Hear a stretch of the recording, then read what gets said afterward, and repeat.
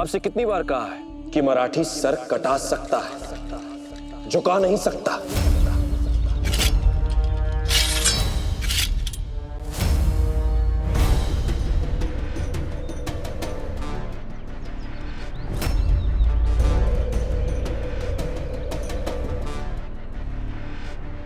तुम्हारे पास ना फौज है, ना घोड़े हैं, ना हथियार हैं।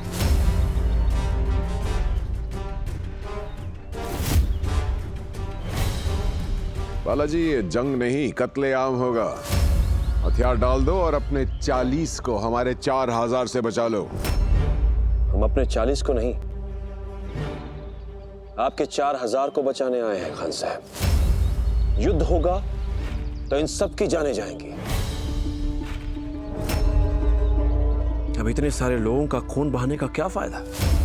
युद्ध का निर्णय सेनाओं की नहीं, सेनापतियों की लड़ाई से हो जाए तो? मतलब सेनाएं यूं ही खड़ी रहें, बस हम और आप लड़ें। जो जीवित बचा वो जीता।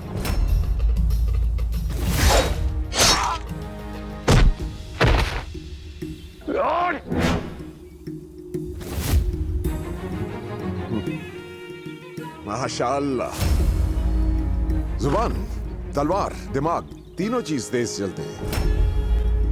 हारी हुई बाजी को जीतने के लिए क्या शानदार तजवीज लेकर आए हैं बालाजी। अगर हम सिर्फ जंगबाज नहीं, सियासतदान भी हैं। आपकी लफाजी में आकर जीती हुई बाजी को दांव पर नहीं लगाएंगे हम। हथियार डाल दो। आपके पास 40 तिनके हैं और हमारे पास 4000 की आंधी। हो, आपके पास संख्या का बल है, पर खान साहब, क्या आपके ये 4000 सैनिक तब भी आपके लिए लड़ने के लिए तैयार होंगे जब उन्हें पता चलेगा कि आप उनके लिए लड़ने को तैयार नहीं हुए? हमने तुम्हें जीने का मौका दिया था बालाजी, मगर अब ना तुम बचोगे और ना ही तुम्हारे साथी। हम बचे ना बचे, ये कहानी जरूर बचेगी कि कैसे 40 जाबाज मराठियों ने 4000 मगरूर मुगलों का घमंड तोड़ा था। आंधी चल चुकी है, अब देखते हैं किस चिराग में कितना तेल है।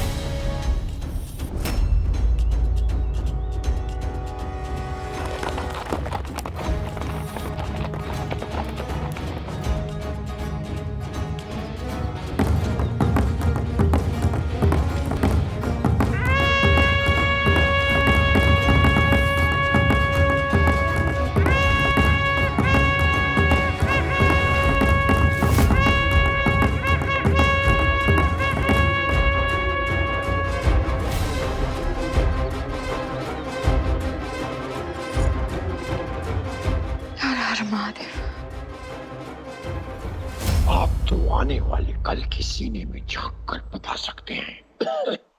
झांकिए और बताइए कितना वक्त है हमारे पास। हुजूर, जिंदगी कब जाती है और मौत कब आती है, ये तो सिर्फ ऊपर वाला जानता है। मैं तो बस इतना अर्ज कर सकता हूँ कि हिंदुस्तान के बादशाह पर अगले 24 घंटे बहुत भारी गुजरने वाले हैं।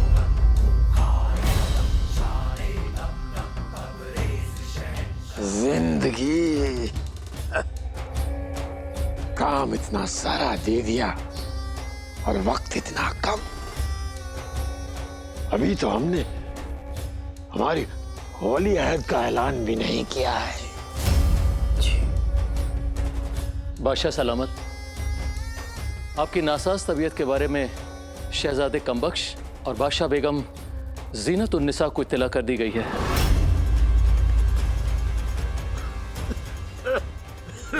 किसने कहा उन्हें खबर करने के लिए? हम नहीं चाहते कि कोई भी यहाँ आए और हमें ऐसे देखे। उन्हें सिर्फ इतना मालूम होना चाहिए कि हमारे साथ धोखा हुआ है, बस। हमारा पांव घोड़े से गिरकर टूटा है, इस बात की खबर उन्हें नहीं लगनी चाहिए। हमारे बेटों को तो हरगिज नहीं लगनी चाहिए। हमारे कमरे का पहरा और सख्त कर दिया जाए हवा का भी आना जाना बंद।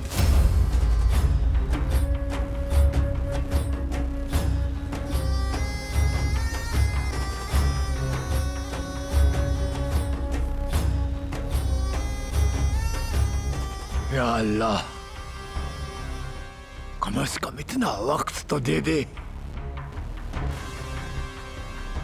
कि जब तक मैं ये ऐलान न कर दूं कि मेरे बाद तख्त पे कौन बैठेगा, दुनिया को ये पता न चलने पाए कि हिंदुस्तान का बादशाह मौत के कितना करीब है। इतना वक्त तो दे दे।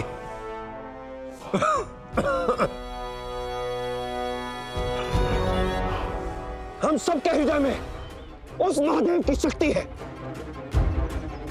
जिसकी गोद में प्रलय खेलती है, जिसका हाथ थामकर आंधियां चलना सीखती है। शत्रु की सेना आक्रमण कितना विशाल है तो हमारा साहस समुद्र की तरह गहरा। आकाश में चाहे धूप कितनी भी चमके, समुद्र सूखा नहीं करता। शिव रूप हो रण बाकुरे, क्रोध का अब नर्तन करेंगे। पुण्य का पालन किया है,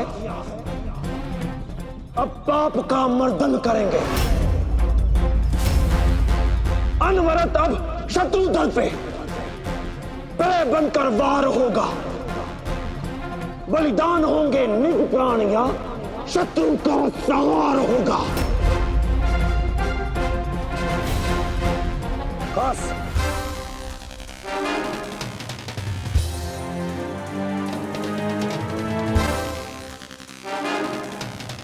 कठपुतली लेकर आइए।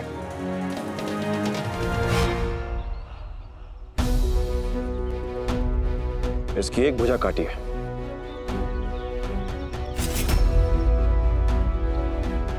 अब दूसरी भुजा काटिए।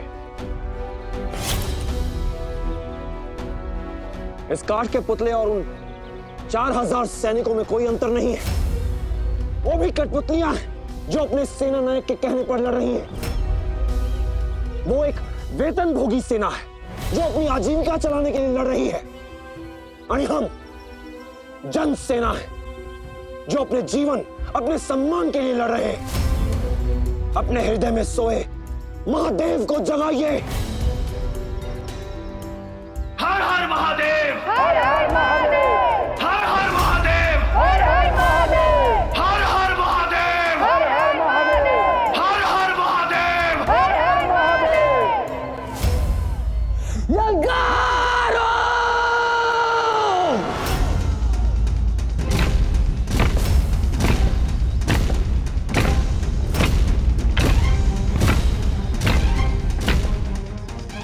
इन मराठियों को खत्म करने के लिए हमारा एक ही वार काफी है।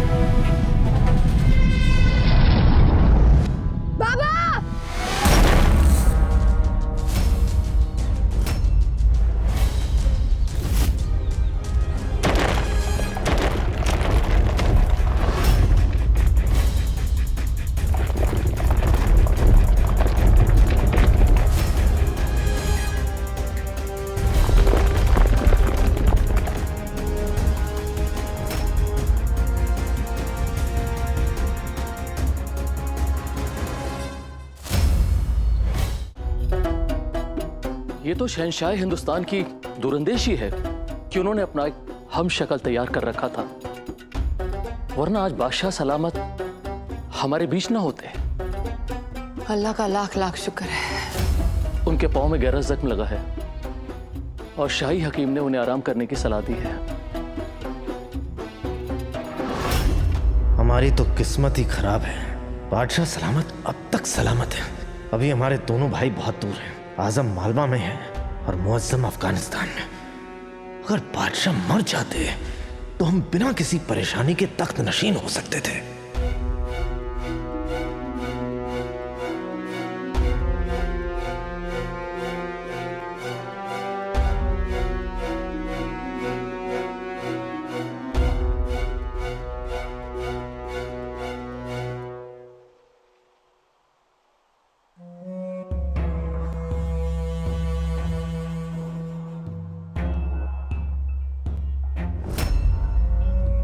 खुदा का शुक्र है कि आप सही सलामत हैं, वरना खत पढ़ के तो हम घबरा गए थे अब्बासू।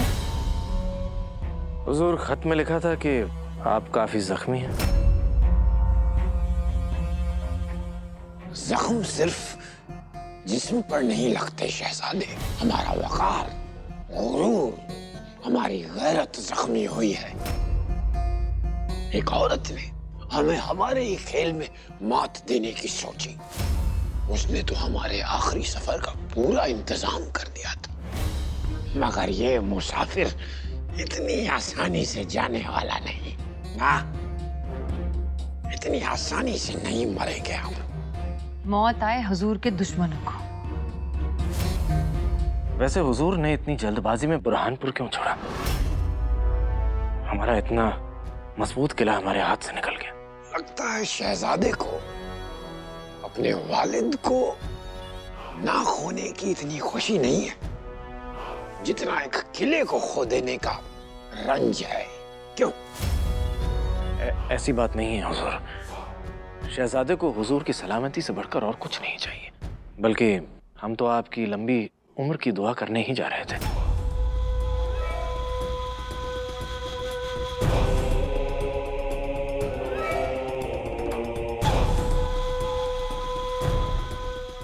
बादशाह बेगम, आप भी जाकर आराम कीजिए।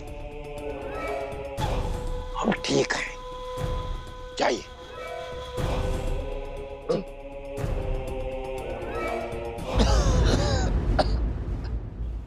एक पत्थर काफी है तुम्हारे सब मराठियों को भगाने के लिए बालाजी।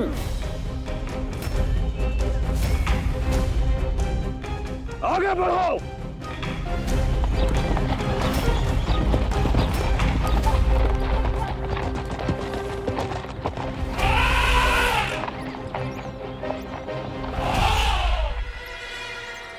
ये हमारा आदेश है।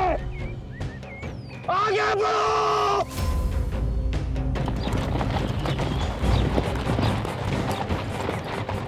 हुजूर, आप हमें इन मराठियों को खाक में मिलाने का हुक्म दीजिए। हमें एक कदम भी बढ़ाने की जरूरत नहीं है पाले खान। तीरंदाजों को बुलाओ।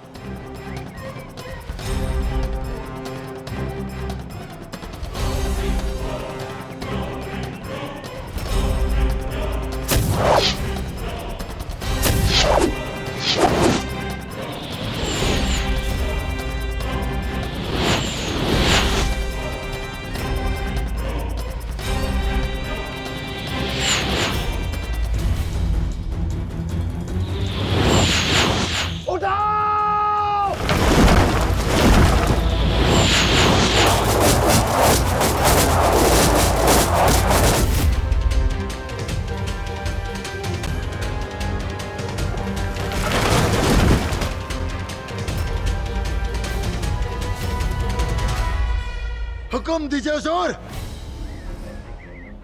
हम ये बाजी और इसके बाप को आपके कदमों में लाकर गिरा देंगे। यलगार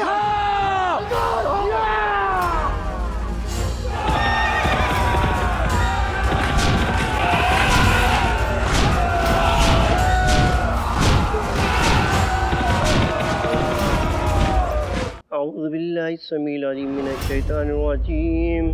बिस्मिल्लाहिर रहमानिर रहीम। अल्हम्दुलिल्लाहि रब्बिल आलमीन अर्रहमानिर रहीम मालिकि यौमिद्दीन। इय्याका नअबुदु व इय्याका नस्तईन इहदिना सिरातल मुस्तकीम सिरातल लज़ीना अनअमता दुआएं तो तब पढ़ी जाती है जब किसी की मौत होने वाली होती है। इसका मतलब अब्बा हजूर आमीन। नहीं। अल्लाहुम्मा सल्ली अला मुहम्मद व अला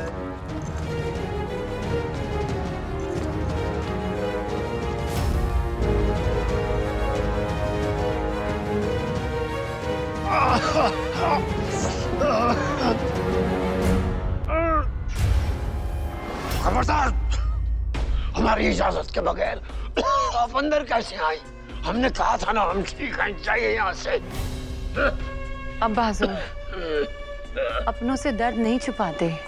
बादशाह बेगम, हम दर्द नहीं कमजोरी छुपा रहे हैं। सियासत में कमजोर बाप बेटों के हाथों मारा जाता है। अब्बा हजूर आपने भी तो उनके साथ सियासत की है। मोहब्बत की होती तो आज वो सियासत नहीं मोहब्बत करते आपके साथ। उन्होंने जो कुछ भी सीखा आप ही से सीखा है। जो आपने अपने भाइयों के साथ किया वही आपके बेटे आपस में एक दूसरे के साथ कर रहे हैं। जो आपने अपने मरहूम वालिद के साथ किया, आपको खौफ है कि कहीं आपके बेटे आपके साथ ये सब कुछ ना करें। इस पूरी दुनिया में एक आप ही है जो हमारे दिल के अंदर उतर कर झांक सकती है। अफसोस हमें इस बात का नहीं कि हमारे बेटे हमारी जान लेना चाहते। अफसोस इस बात का है कि हम उन नालायकों की जान नहीं ले पा रहे। अब्बा हजूर अगर जिस्म इस जुनून का साथ देता तो तीनों की सर कलम कर देते, मगर अफसोस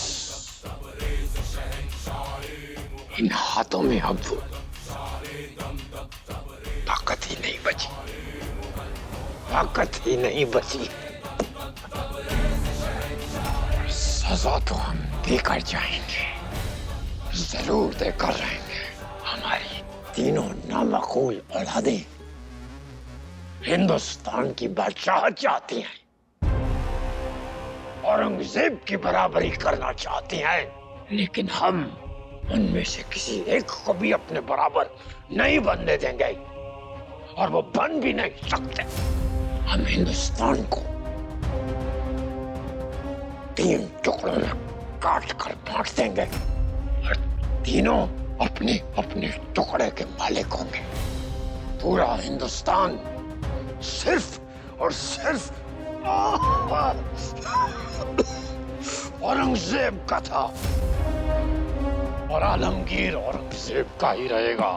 अब्बा हजूर नफरत और सियासत आपके रगों में ऐसे घुली है कि जिस्म से जान निकल जाएगी पर ना नफरत निकलेगी और ना ही सियासत।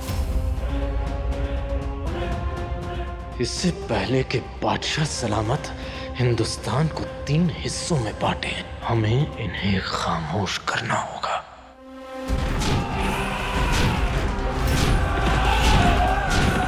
ये तो उनकी सेना का 10वां भाग भी नहीं है और वो हमसे संख्या में कितने अधिक हैं।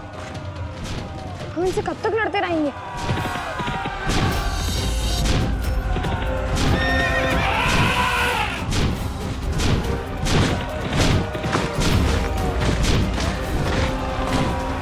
वर्धमान चांद,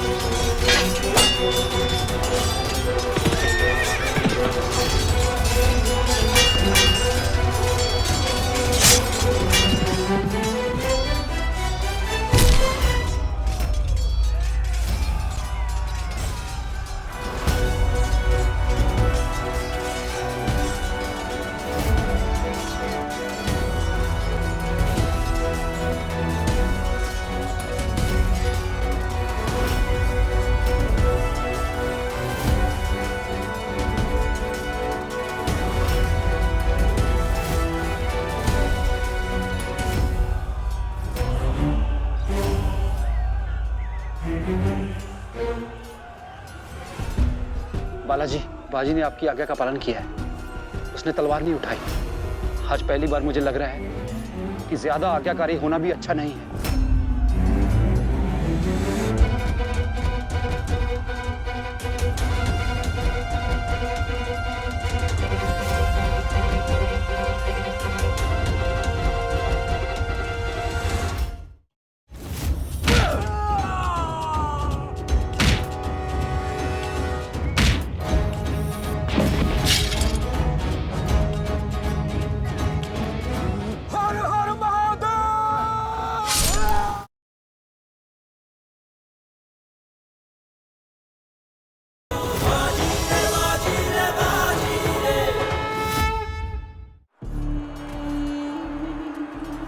बालाजी, बाजी ने आपकी आज्ञा का पालन किया है। उसने तलवार नहीं उठाई।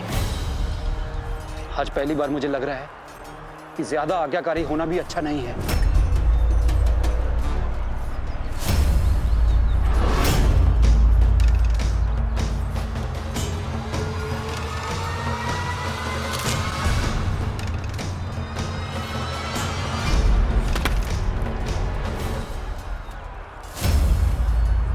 बाजी ने हमारे आदेश का उल्लंघन करके अपने प्राण संकट में डाल दिए।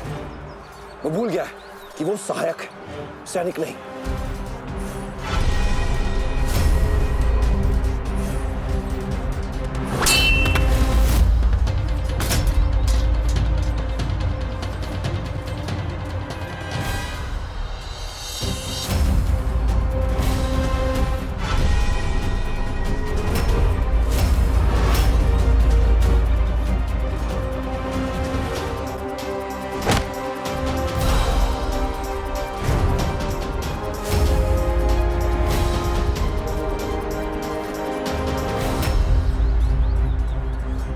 तुम लोग एक निहत्थे पर वार नहीं कर सकते।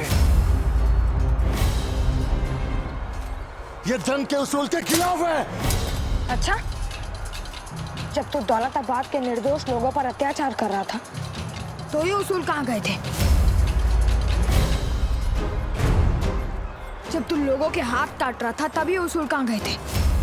तूने हाथ काटे थे ना, पर ये भूल गया चींटी को हाथ से नहीं पांव से मसला जाता है। तेरे लिए तो हमारे पांव ही काफी है।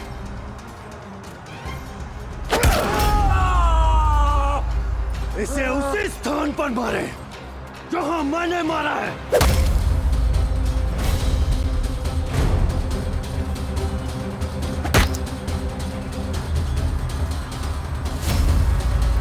वाह बाजी वाह।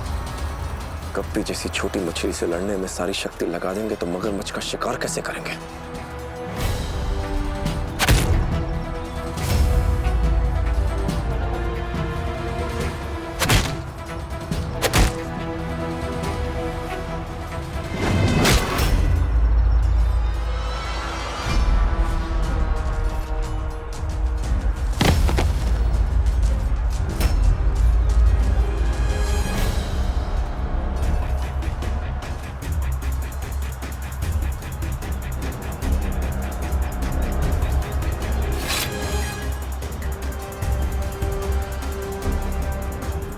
जल्दी कीजिए।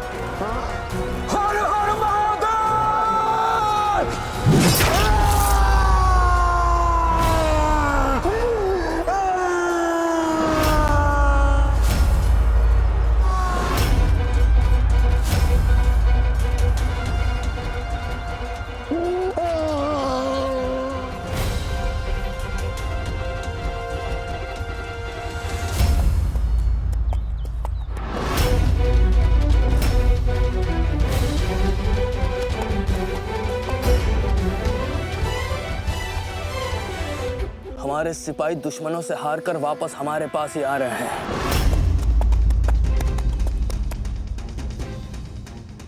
इन्हें खुदा के पास भेज दो। तीर चलाओ।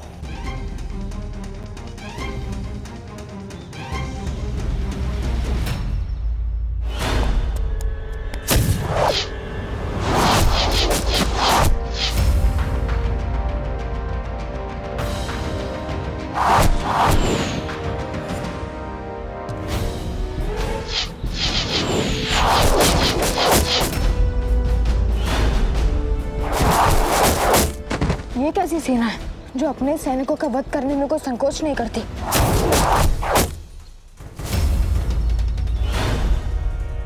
ये वीरता नहीं, क्रूरता है।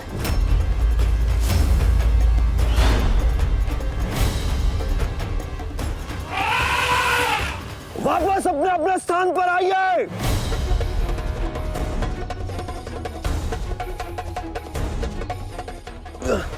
अब ठीक है बालाजी?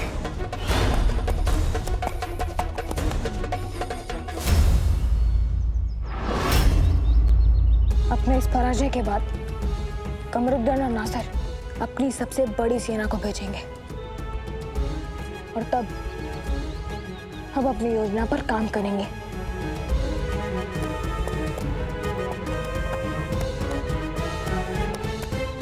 हमारी फौज दो हिस्सों में बंटकर हमला करेगी।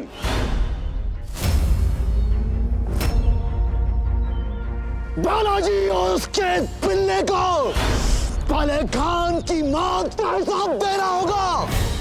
हम इन मराठियों को घोड़ों के ताबों के नीचे कुचल देंगे।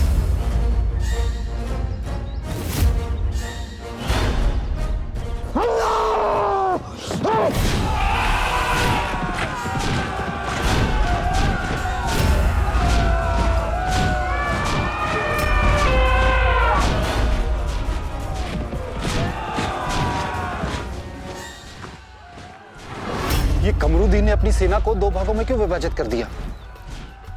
क्योंकि वो अपनी सेना के दो भागों को चक्की के पाटों की तरह प्रयोग करेगा, जिनके बीच हम पिसेंगे।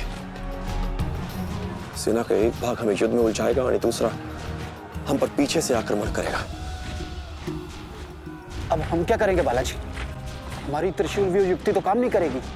अब कोई युक्ति नहीं, अब तो मात्र शौर्य का सहारा है खास। अब हमारे पास शत्रु को चकित करने का कोई उपाय नहीं है। यही सही समय है जब हम अपना चमत्कार दिखाएंगे। पड़वाजी, उन्होंने अपनी सेना को दो भागों में विभाजित कर लिया है। अब तो हमारा चमत्कार भी केवल एक ही भाग को नष्ट कर सकता है। हम जितनों को हरा सकेंगे हराएंगे और जिनको मार सकेंगे मारेंगे।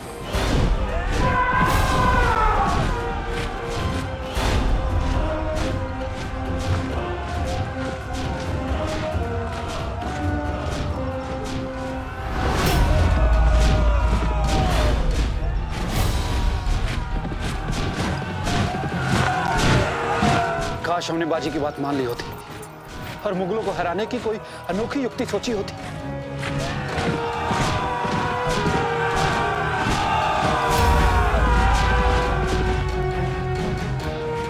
बाजी, बालाजी, बाजी कहीं नजर नहीं आ रहा। कहाँ है बाजी? बाजी ने युद्ध को क्रीड़ा समझ लिया। बालाजी, मैं उसे ढूंढ कर लाता हूँ। नहीं घास, थमा। आप हमारे सर्वश्रेष्ठ योद्धा हैं। एक बालक की नादानी के लिए हम आपको युद्ध भूमि से नहीं हटा सकते। पर बालाजी, बाजी आपका पुत्र है। इस समय मात्र वो एक सहायक है जिसने अपने सेना नायक के आदेश का उल्लंघन किया।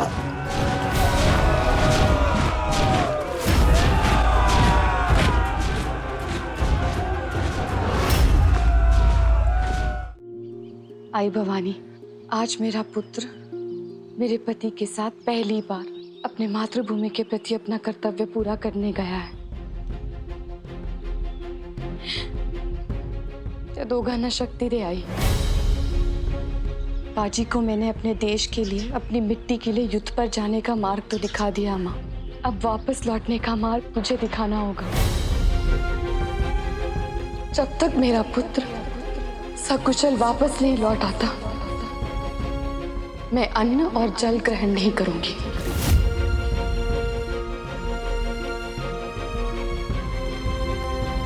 उतार दो ये सुहाग की चूड़ियां, मिटा दो ये कुमकुम।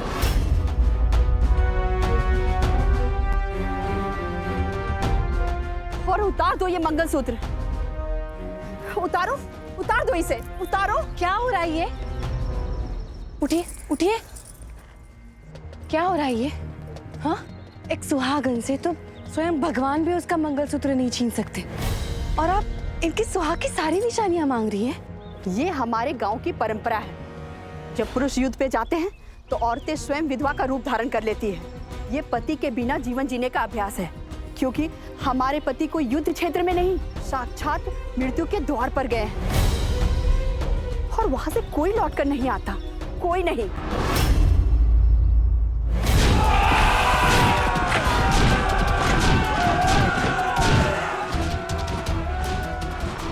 अब चाहे जो कर लो मराठियों, मौत तुम्हें ढूंढ ही लेगी। बालाजी विश्वनाथ भट्ट का डरपोक बेटा मैदान जंग छोड़कर ही भाग गया।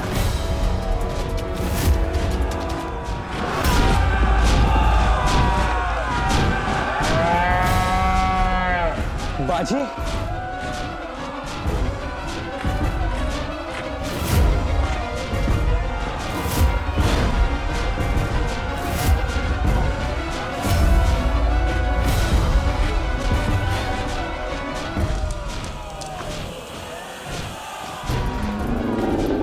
बाजी बैल पर क्या कर रहा है? पानी मल्हार हंगड़ी बांध से क्या करने वाला है?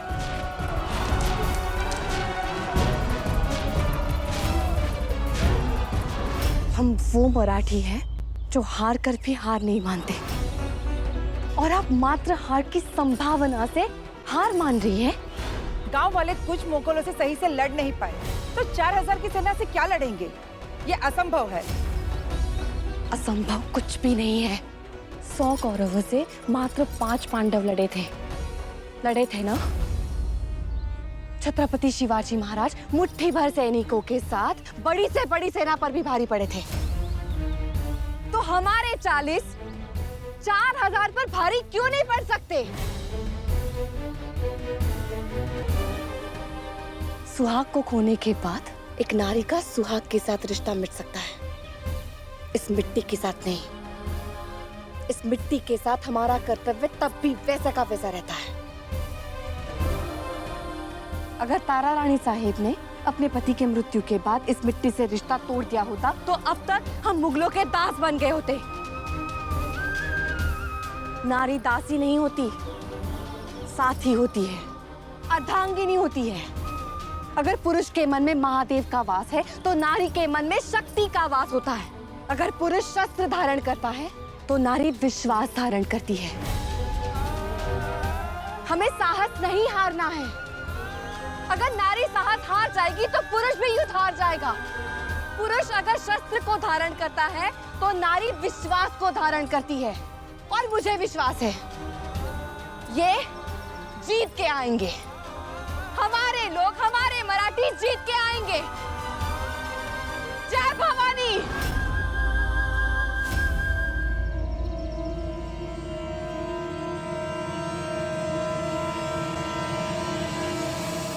जय शिवाजी।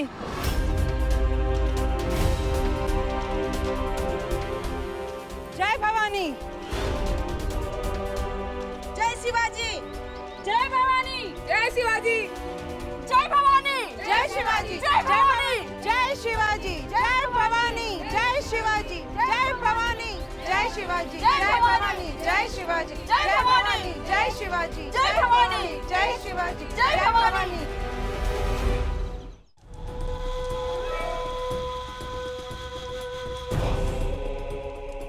शहजादे को कुछ चाहिए?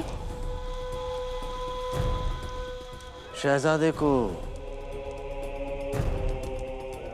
सब कुछ चाहिए।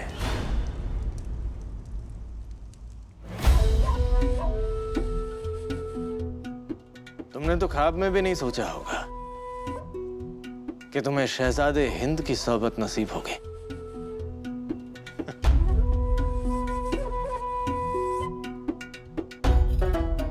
हमने तुम्हारा ख्वाब पूरा किया,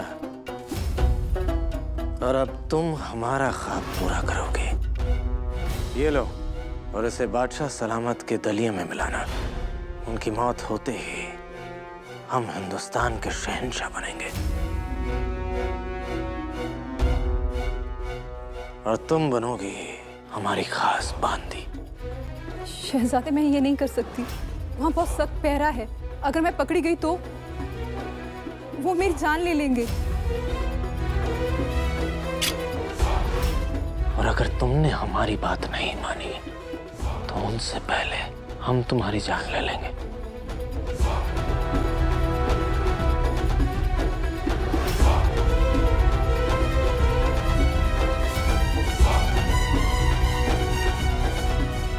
समझदार हो?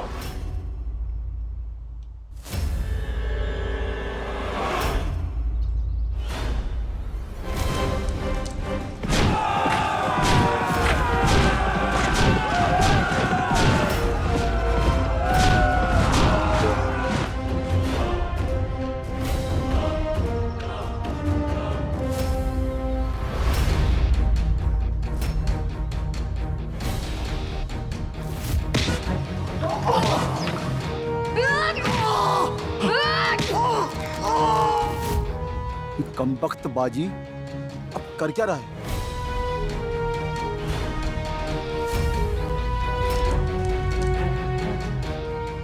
बालाजी, बाजी ये कौन सी नई युक्ति कर रहा है? बाजी क्या सोचता है, क्या करता है, बाजी बता सकता है। हम तो बस आशा करते हैं कि उसकी ये युक्ति मुगलों पर भारी पड़े, हम पर नहीं।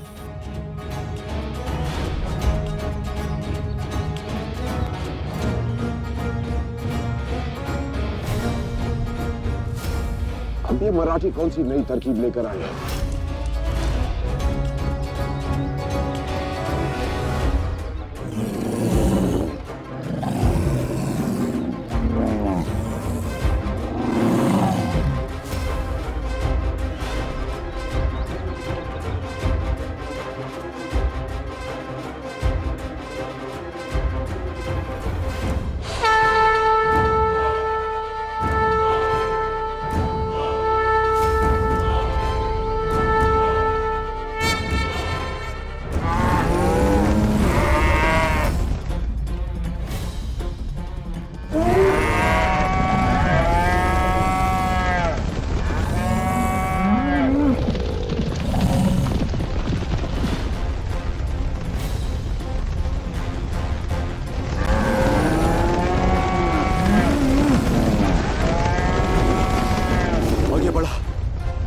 बैल मार देंगे और अगर पीछे गया तो नासिर के तीर मार देंगे। अब क्या करूं?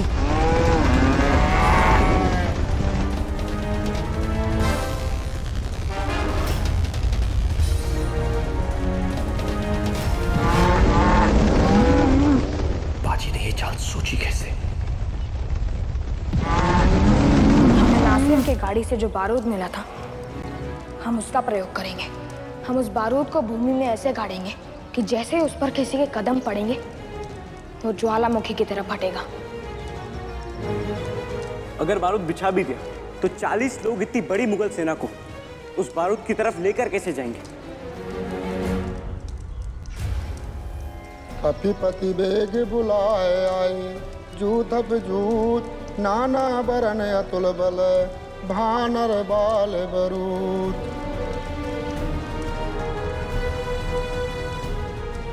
सुंदरकांड की इस चौपाई का अर्थ है कि विकट और विकराल वानरों से बनी श्री राम जी की सेना जब आगे बढ़ी तो पर्वत कांपने लगे, सागर थरथरा उठे और वो वानर उत्साहपूर्वक जय श्री राम का उद्घोष करते हुए आगे बढ़ते रहे। तो जब श्री राम जी युद्ध में वानरों की सहायता ले सकते हैं तो फिर हम इन पशुओं की सहायता क्यों नहीं ले सकते?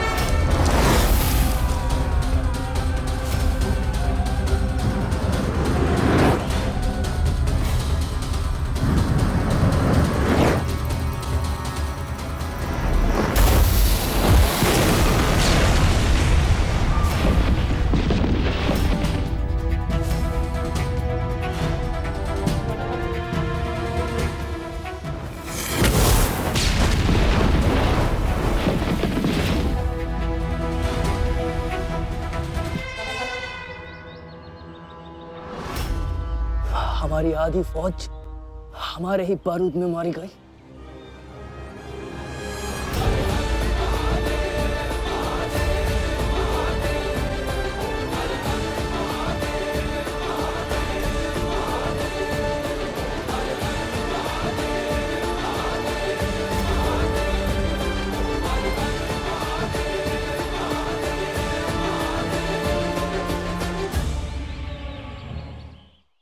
तुम युद्ध में सहायक नहीं, सैनिक, मातृभूमि के रक्षक। युद्ध करो बाजी। जाओ, खत्म कर दो हर मराठी को।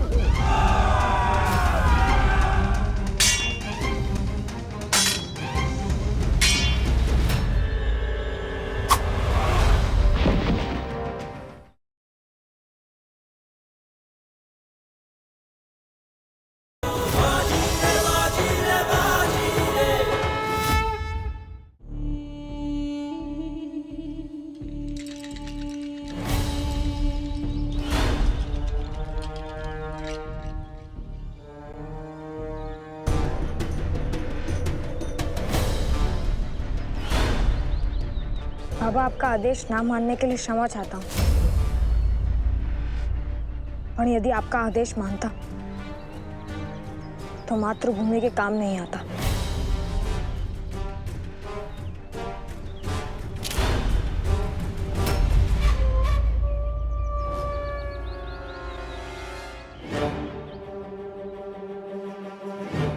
तुमने हमें अपनी योजना क्यों नहीं बताई? इस सही समय पर हमने तुम्हें देखा नहीं होता और रुक नहीं गए होते, तो इस समय तुम्हारे उन बैलों के नीचे हमारे सैनिक भी कुचले जा रहे होते। युद्ध में एक ही सेनापति होता है बाजी, यानी उसे सेना की हर चाल, हर युक्ति के बारे में पता होना चाहिए।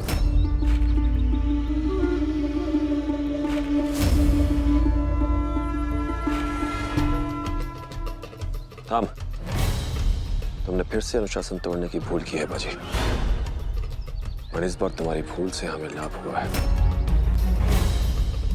इसलिए हम तुम्हें तुम्हारे दंड से मुक्त करते हैं। अब तुम युद्ध में सहायक नहीं, सैनिक, मातृभूमि के रक्षक।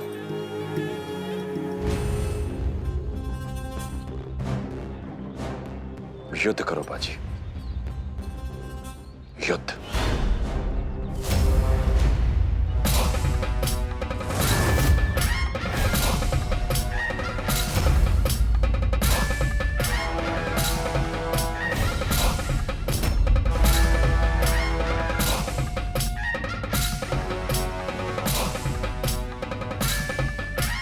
जाओ, खत्म कर दो हर मराठी को। यंकार हो!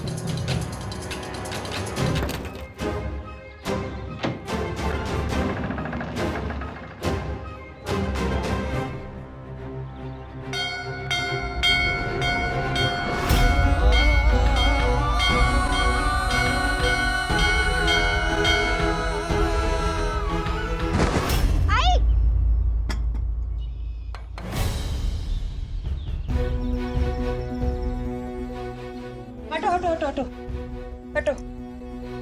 आप लोग थोड़ा दूर। राधाबाई, राधाबाई, राधाबाई आई। ताइबा देखिए ना क्या हुआ इनको।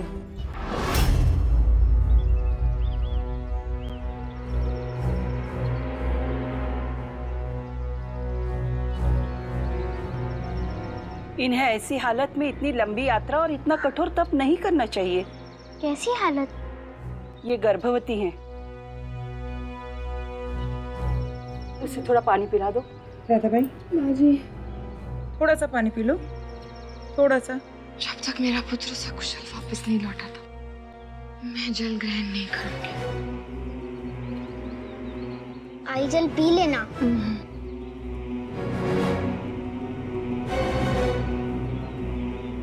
बाजी,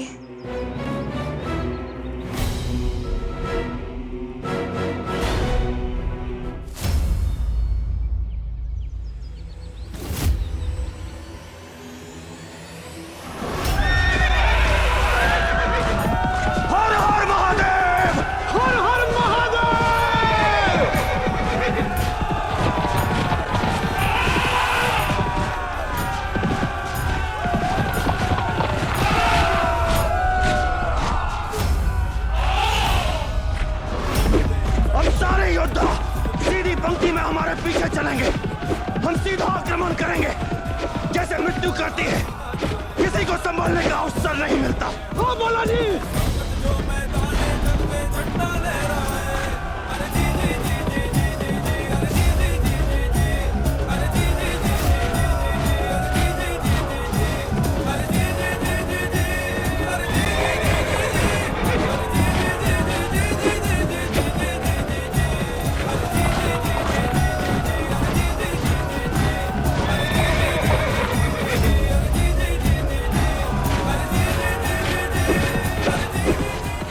बालाजी अपने सिपाहियों को मौत के मुंह में क्यों लेकर आ रहा है और खुद सबसे आगे क्यों है? इसे मरने का शौक है क्या? वो तो मालूम नहीं, पर मरने का खौफ बिल्कुल नहीं है। वो आगे इसलिए है ताकि वो अपने सिपाहियों को दिखा सके कि उन तक पहुंचने से पहले मौत को बालाजी का सीना चीरना होगा।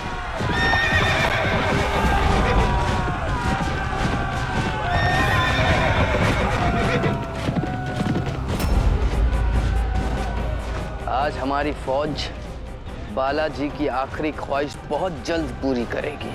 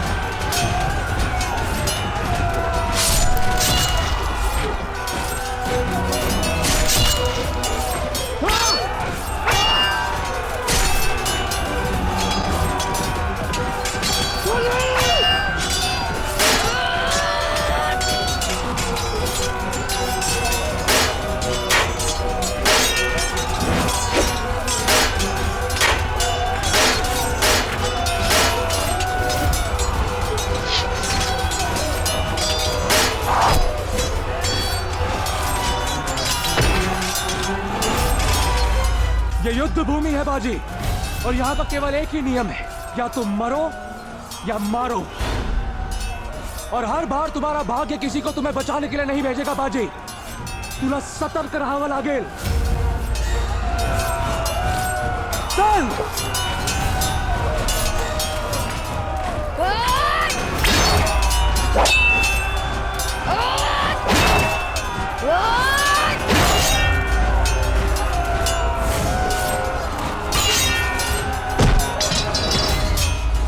मराठियों की चाल नाकाम रही। अब हमारी फौज उनको कुचल देगी।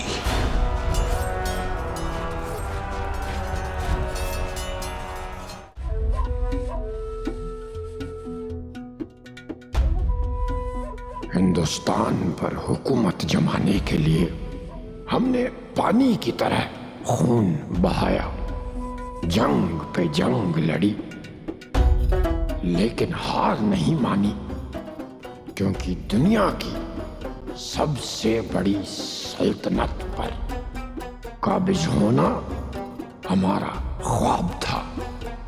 आज हम तुम्हें सल्तनत का नहीं, उस ख्वाब का एक हिस्सा दे रहे हैं। उम्मीद है कि हमारी औलाद अपने वालिद के ख्वाब को संभाल कर रखेगी। कमरुद्दीन, जब तक ये खत आपको मिलेगा तब तक हम इस दुनिया से रुखसत हो चुके होंगे।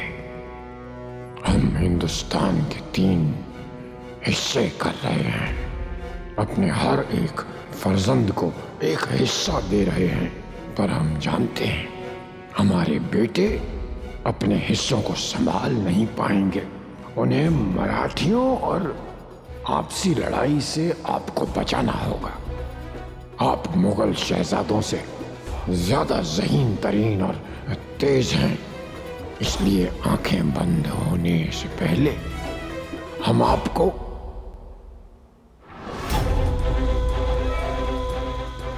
मेज पर रख दो।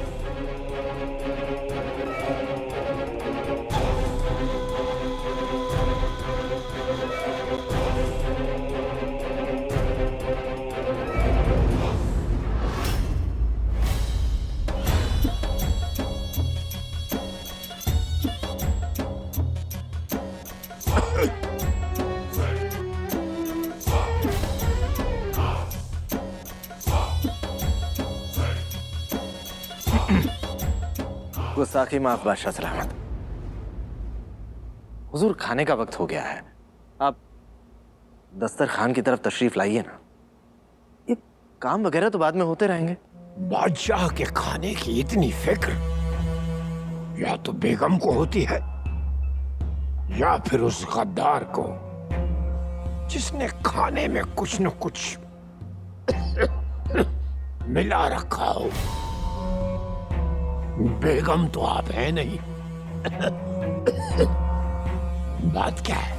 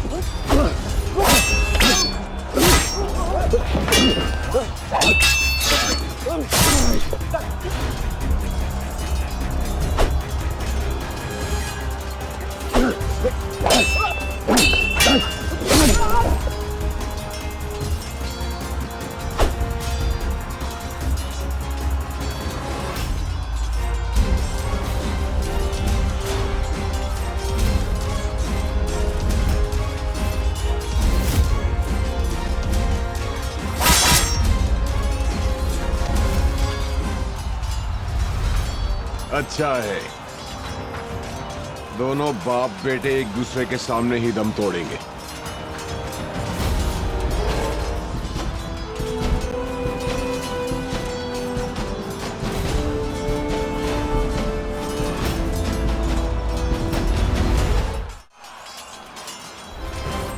लगता है उस दिन जो समझाया था वो आज फिर से समझाना पड़ेगा।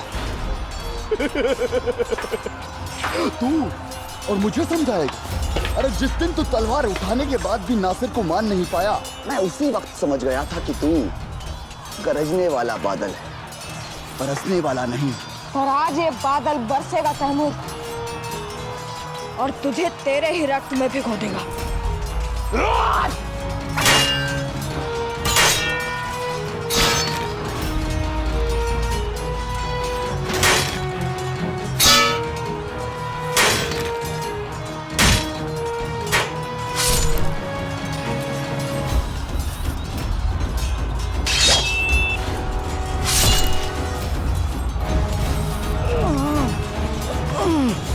ये मेरे देशवासियों पर किए गए अत्याचार के लिए।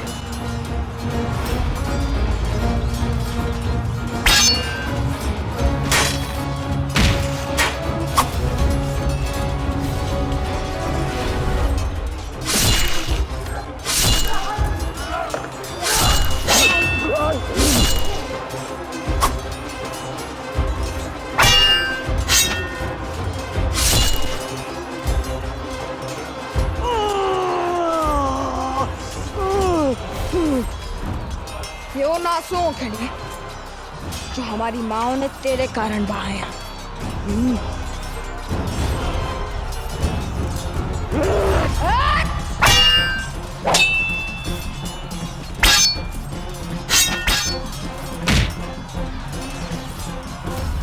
ये उन जख्मों के लिए जो तूने निर्दोष मराठियों को दिए। क्या हुआ तैमूर? औरतों और बच्चों पर तो तलवार चलाते हुए तेरे हाथ नहीं कांपे। अब क्या हुआ?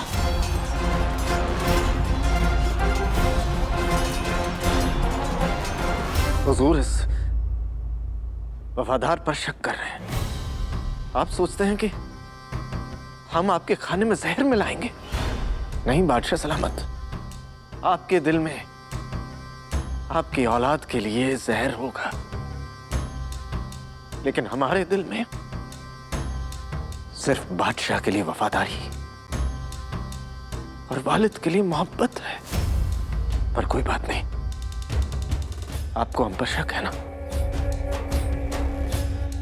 हम आपका ये शक दूर किए देते हैं।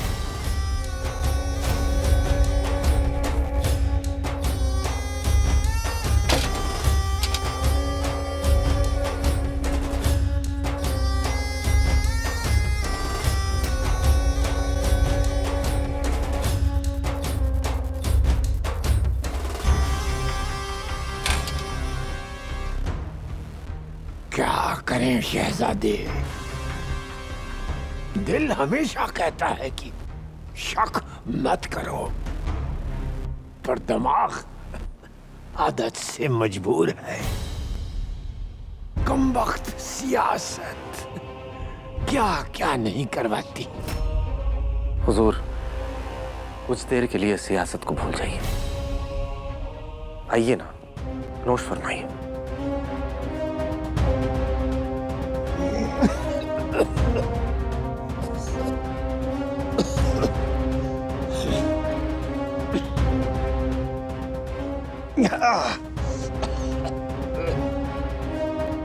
हुजूर, ये बहुत गर्म है, मैं इसे आपके लिए ठंडा कर देता हूं।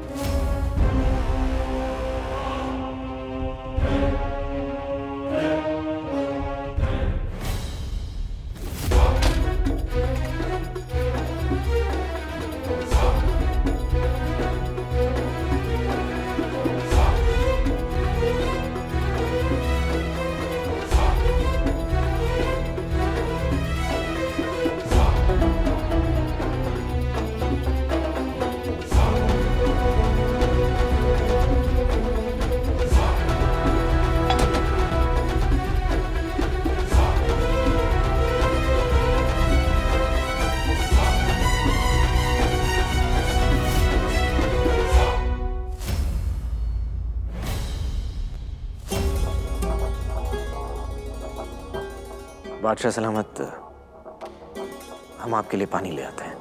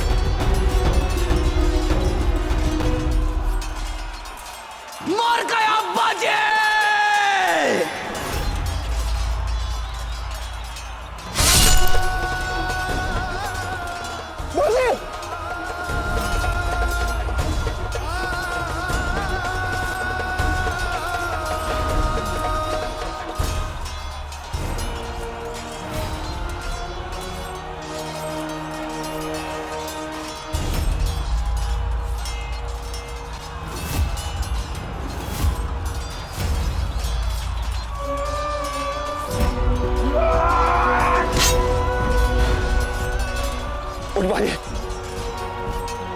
तूने हमेशा अपने बाबा के आदेश का उल्लंघन किया है और ये आदेश तुझे मानना पड़ेगा। उठ बाजे, बाजे उठ।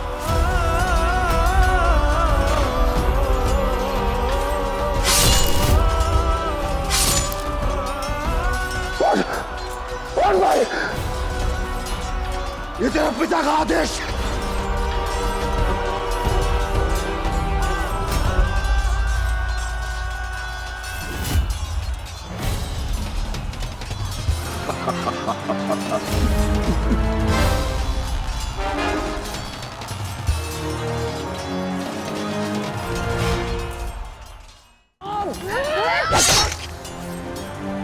हम मराठी कुछ लेते नहीं और लेते हैं तो सूद समेत लौटा देते हैं।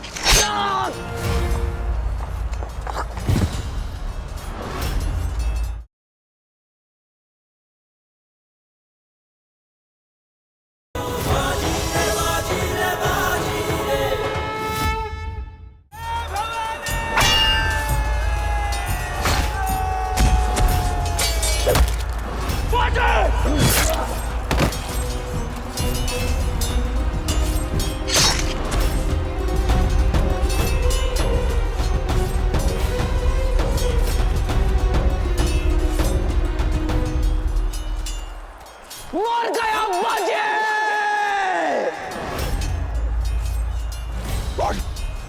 और भाई, ये तेरा पिता का आदेश है।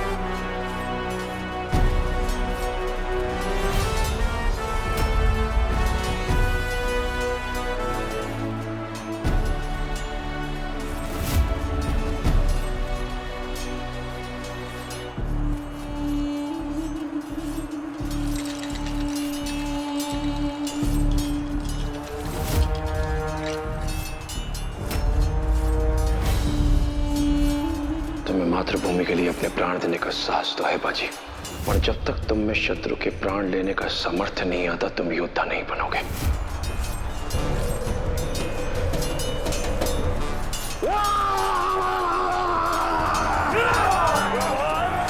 हर हर महादेव। बाजी ने तैमूर को मार दिया, अब हम खुद उसे मौत के घाट उतारेंगे। नहीं, हमारा हुक्म है, तुम कहीं नहीं जाओगे।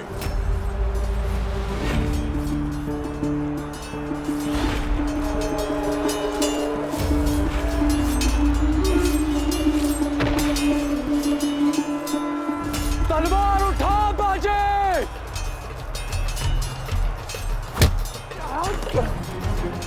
ये शौक मनाने का समय नहीं है बाजी, ये कर्म करने का समय है। कर्म कर बाजी।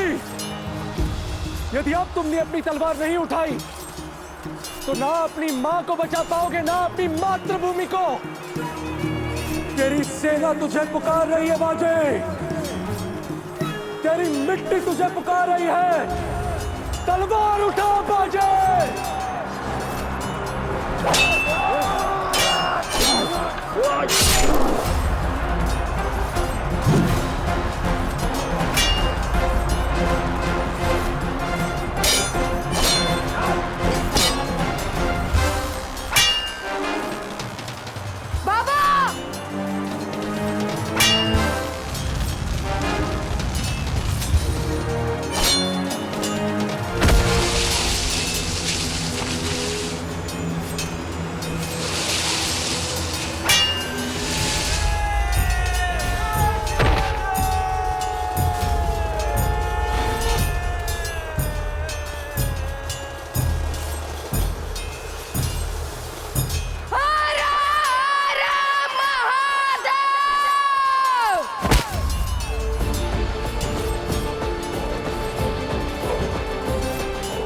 ये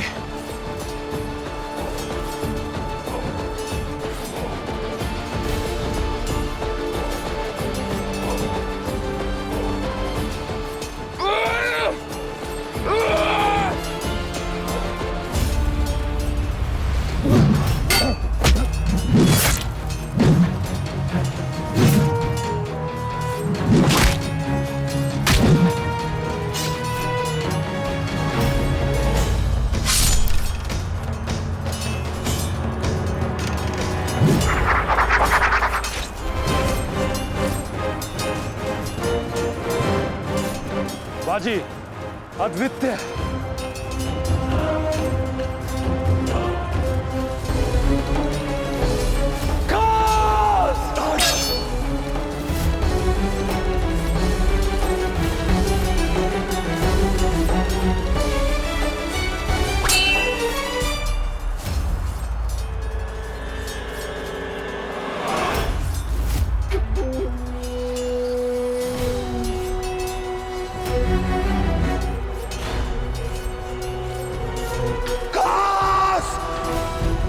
ये असली शिक्षा गुरु नहीं प्रतिद्वंदी सिखाता है। यानी हमने तुम्हारे लिए वो सशक्त प्रतिद्वंदी ढूंढ लिया है। तुम्हारा शत्रु तुम पर दया नहीं दिखाएगा बाजी, इसलिए ध्यान द्वंद पर रहे, प्रतिद्वंदी पर नहीं। बाजी, चक्र हर लक्ष्य को काटकर ही रुकना चाहिए।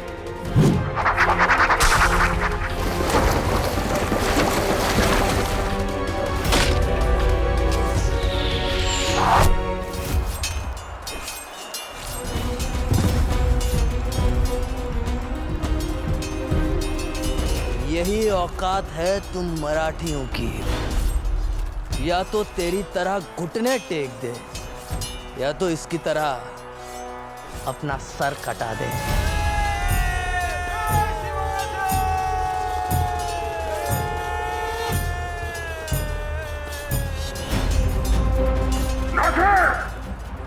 बालाजी को कोई और मौका दिए बगैर उसकी औलाद का सर कलम कर दो।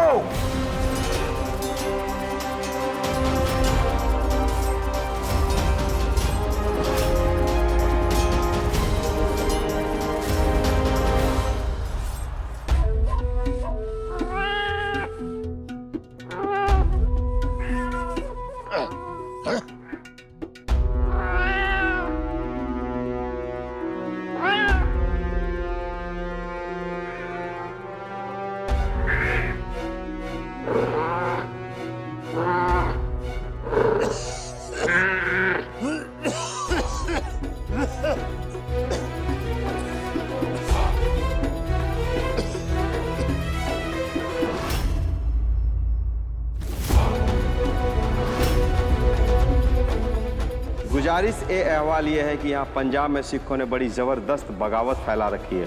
ये बालाजी आखिर चीज क्या है?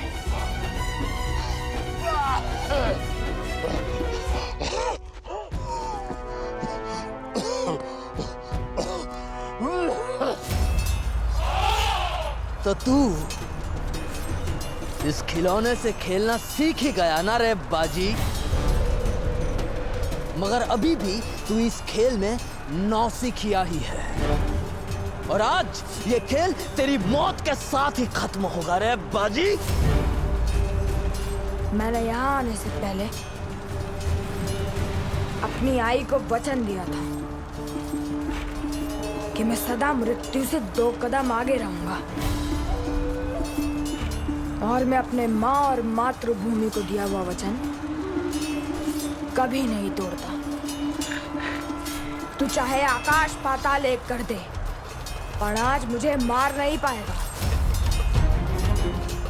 आज इस रणभूमि में तेरा अहंकार मरेगा, अपने बल पर तेरा घमंड मरेगा। आज तुझे समझ आएगा कि युद्ध सैन्य बल से नहीं, मनोबल से जीते जाते हैं।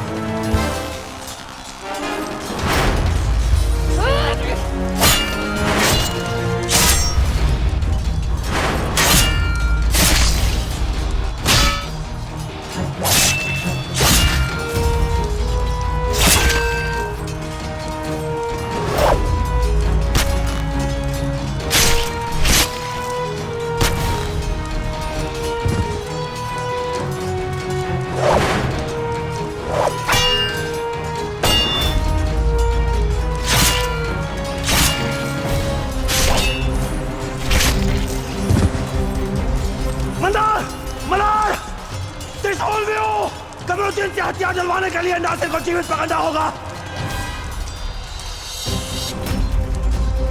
हारी हुई बाजी जीतने के लिए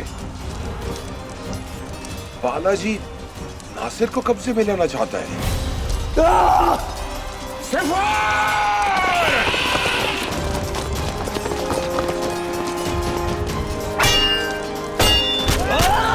आज हम उस सारी शिकस्त का इंतकाम लेंगे रे बाजी, जो हमें तेरी वजह से मिली है।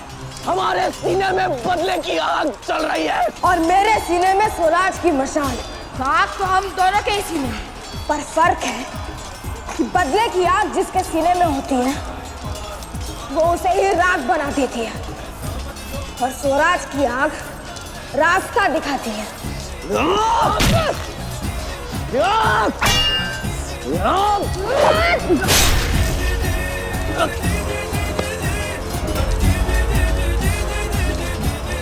हमें मेरे बाबा पर किए गए वार के लिए हम मराठी कुछ लेते नहीं और लेते हैं तो सूद समेत लौटा देते हैं।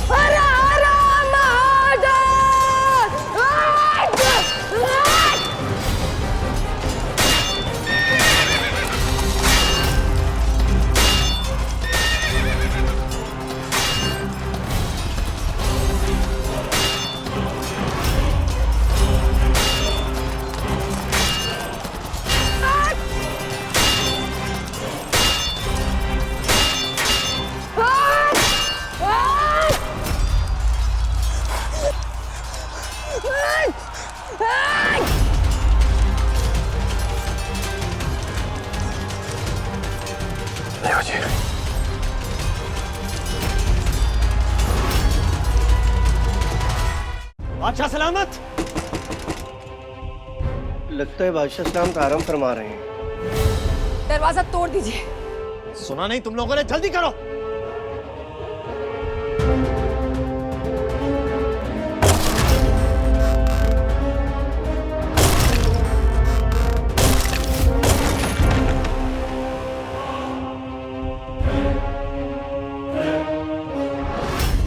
बादशाह सलामत, आप ऐसे क्यों बैठे हैं? दरवाजा क्यों नहीं खोल रहे थे? बोलिए ना बादशाह सलामत। बादशाह सलामत बोलिए।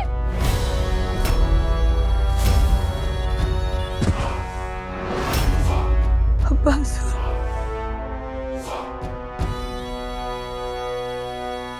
बादशाह सलामत। अब्बासुर, बोलिए ना अब्बासुर, बोलिए ना अब्बासुर।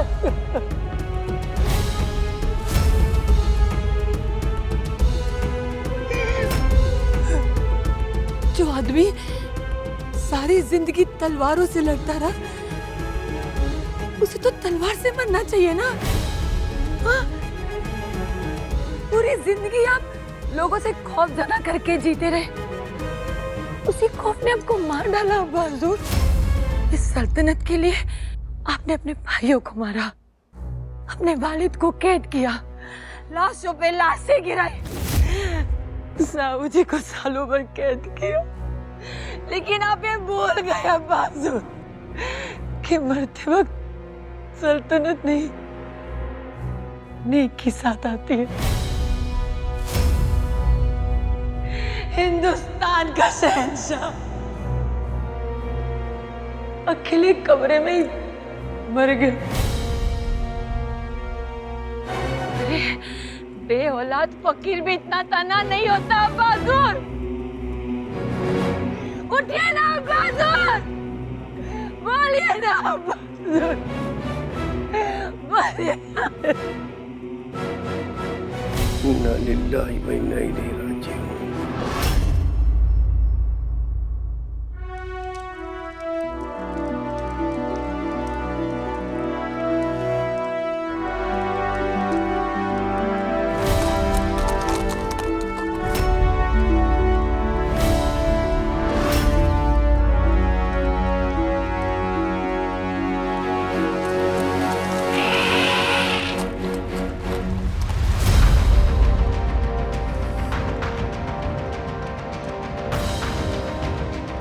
जिस बाजी ने हमारे नासिर का खून बहाया है,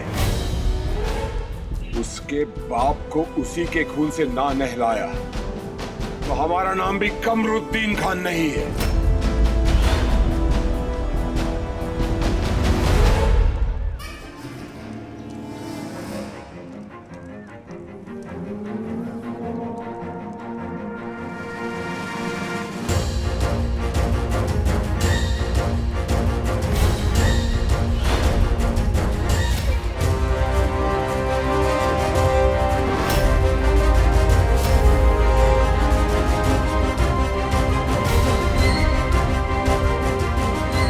यही मौका है हमारे सबसे जांबाज सिपाहियों को भेजो और खत्म कर दो उन मराठियों को।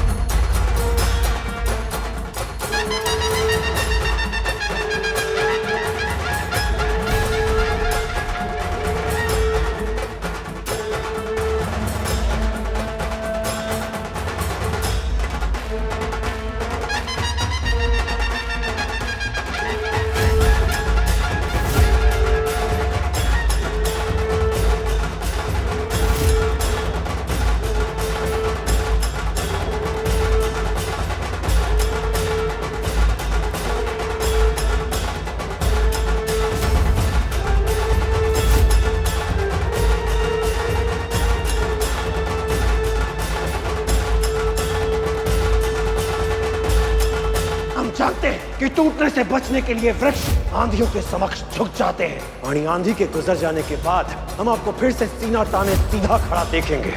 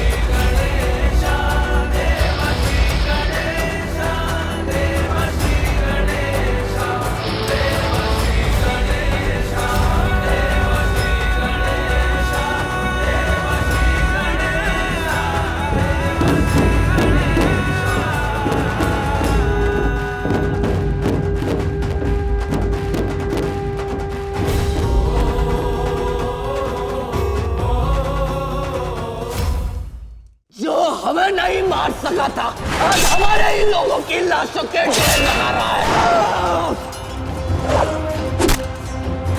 निकलो यहाँ से जल्दी। कमरुद्दीन!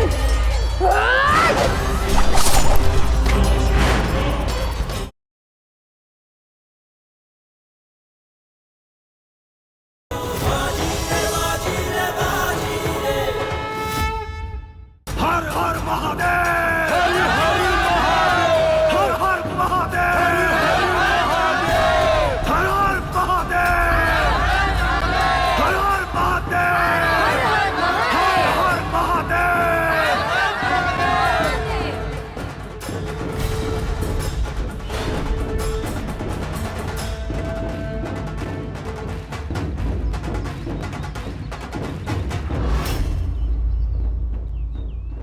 अरे खड़े खड़े मुंह क्या देख रहे हो?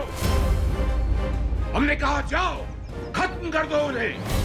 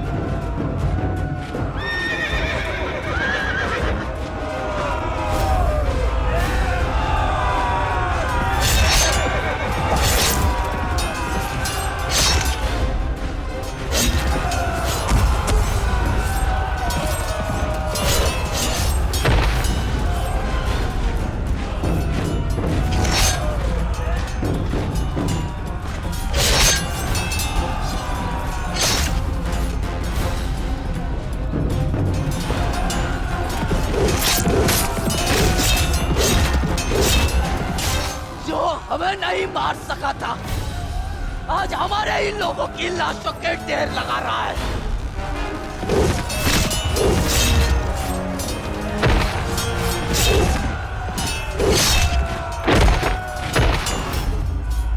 हम बचे ना बचे, ये कहानी जरूर बचेगी कि कैसे 40 जाबाज मराठियों ने 4000 मगरूर मुगलों का घमंड तोड़ा था। आंधी चल चुकी है, अब देखते हैं किस चिराग में कितना तेल है।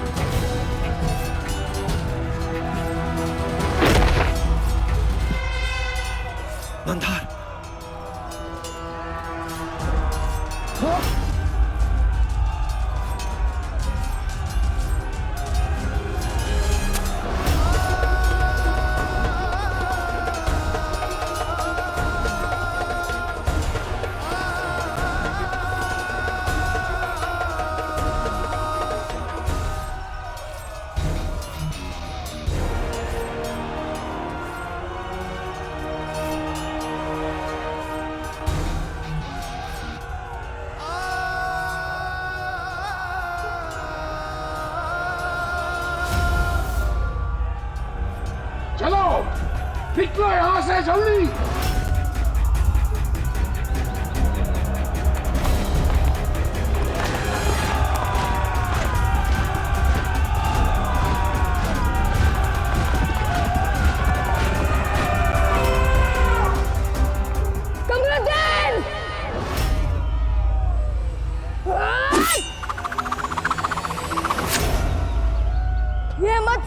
कि मेरा निशाना चूक गया। ये तो मेरी तरफ से तुझे एक उपहार है, बाजी विश्वनाथ भट्ट के पहले युद्ध की निशानी।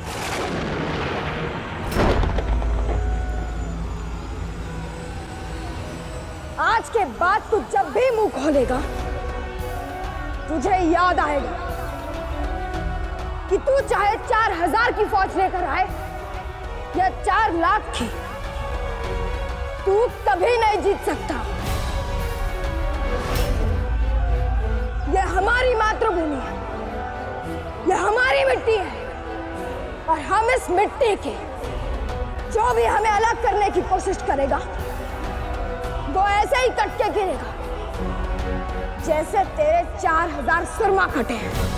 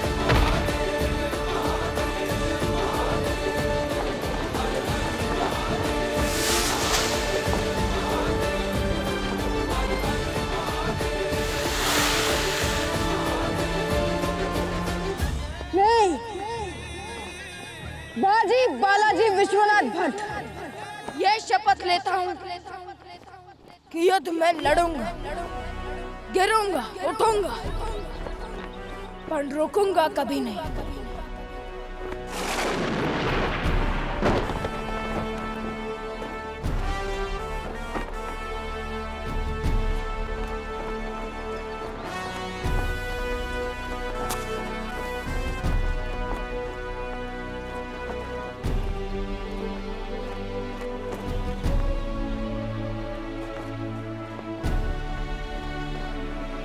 हर हर महादेव, हर हर महादेव, हर हर महादेव, हर हर महादेव, हर हर महादेव।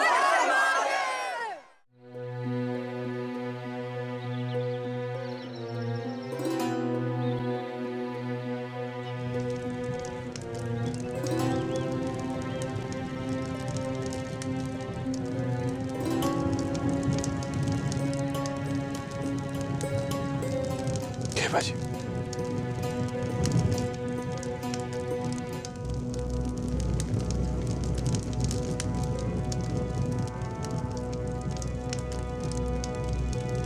मेरे पूर्वज साहूकार थे, मेरे अंदर स्वराज की भावना जाग गई तो मैं सैनिक बन गया। बालाजी, आपका बाजी तो आपसे भी 10 कदम आगे निकला। कल तक जो स्वयं को छुड़ा नहीं पा रहा था, एक ही रात में ऐसे दाव पे सीख लिए कि अब मैं स्वयं को नहीं छुड़ा सकता। आपके बाबा सही कह रहे हैं बाजी। दौलताबाद औरंगजेब की छावनी के बहुत निकट है और वहां मुगल सैनिक आए दिन धावा बोलते रहते। मात्र नाम से आबाद है, बाकी सब कुछ बर्बाद।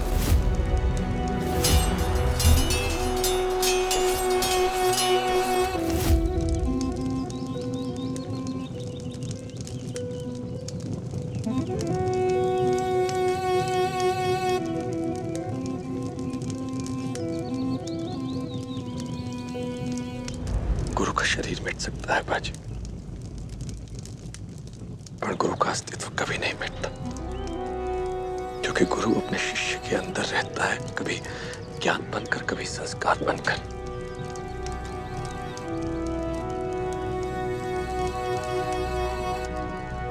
अपने हृदय में गुरु को हमेशा जीवित रखना ही शिष्य की गुरु दक्षिणा होती है।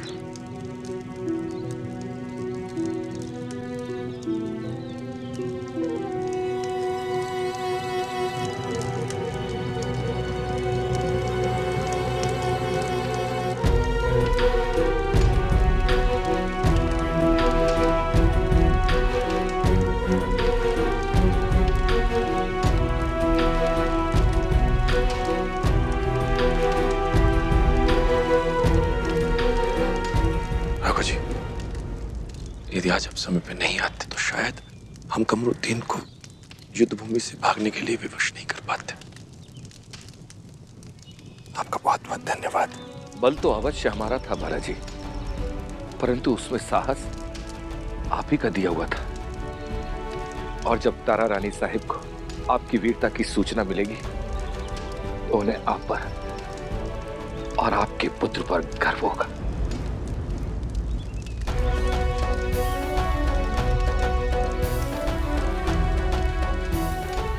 इन मृत्यु मुगल सैनिकों का क्या होगा बाबा?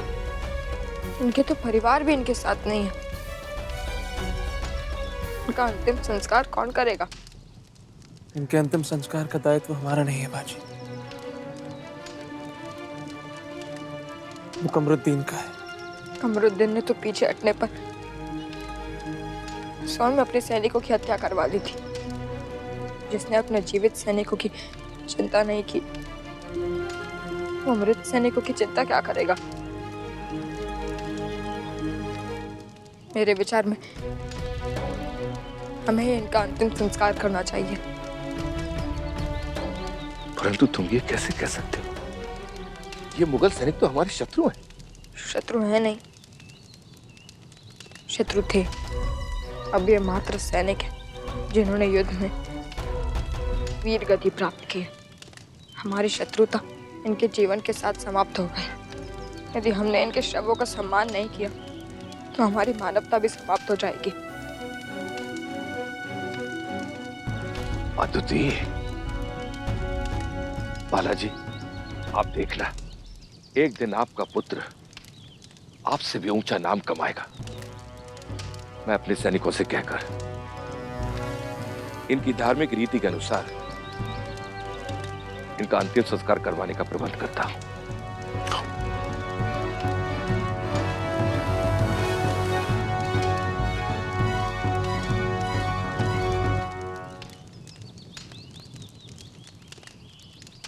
आज तुमने स्वयं को एक वीर योद्धा सिद्ध किया है बाजी। तुम्हारे महान योद्धा और जननायक बनने की आशा तो हमें पहले से ही थी, और अब हमें विश्वास भी हो गया।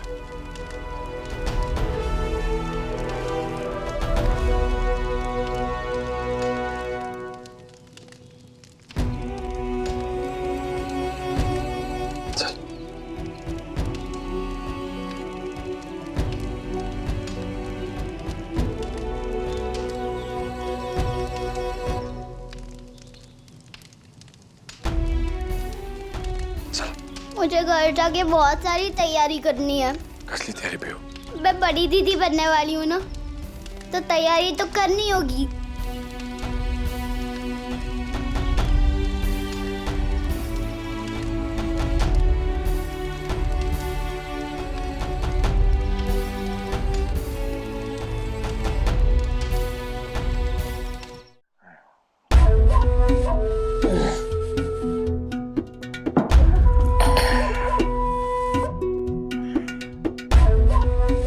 अब्बा हुजूर जाते जाते भी कमबख्श को कम समझने की गलती कर बैठे। क्या आपको क्या लगा दक्खन पर राज करके हम खुश हो जाएंगे? हाँ, नहीं अब्बा हुजूर, दक्खन तो हमारा पहला कदम है। हम वहां से अपनी एक बड़ी फौज तैयार करके पहले आजम और फिर मुआजम को कत्ल करके हिंदुस्तान के तख्त पर बैठेंगे। हाँ, हम ये दक्खन की पहरेदारी करने के लिए पैदा नहीं हुए हैं। हम हिंदुस्तान पर हुकूमत करने के लिए पैदा हुए हैं। शहजादा आजम और उनकी फौज शहर के बाहर पहुंच चुकी है और बहुत जल्दी वो अंदर दाखिल होने वाले हैं।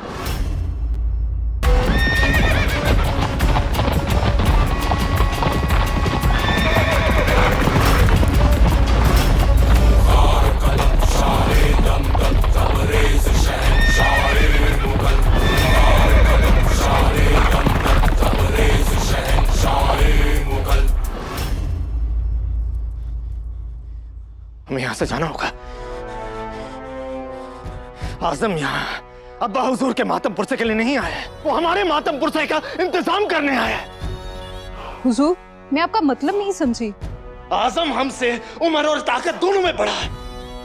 उसके साथ हमारे वालिद के खानदान के मुगल भी हैं। थोड़ा सा वक्त मिल जाता तो हम उसका मुकाबला कर सकते थे, लेकिन अब नहीं।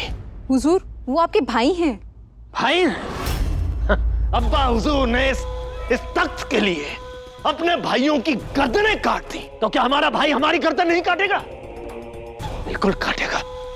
हमें यहां से जाना होगा। हुजूर, आप हमें ऐसे छोड़ के नहीं जा सकते। नहीं, बात तो सही कही है तुमने, क्योंकि बाद अब लोग महफिल से कहानी अधूरी छोड़कर नहीं जाते।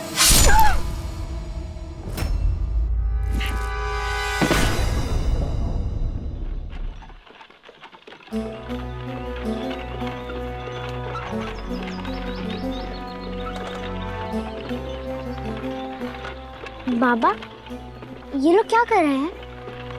ये लोग औरंगजेब की मृत्यु का शोक मना रहे हैं। ये शहंशाह का नहीं, पूरे युग का अंत है। बाबा, औरंगजेब की मृत्यु के बाद मुगल सिंहासन पर कौन बैठेगा?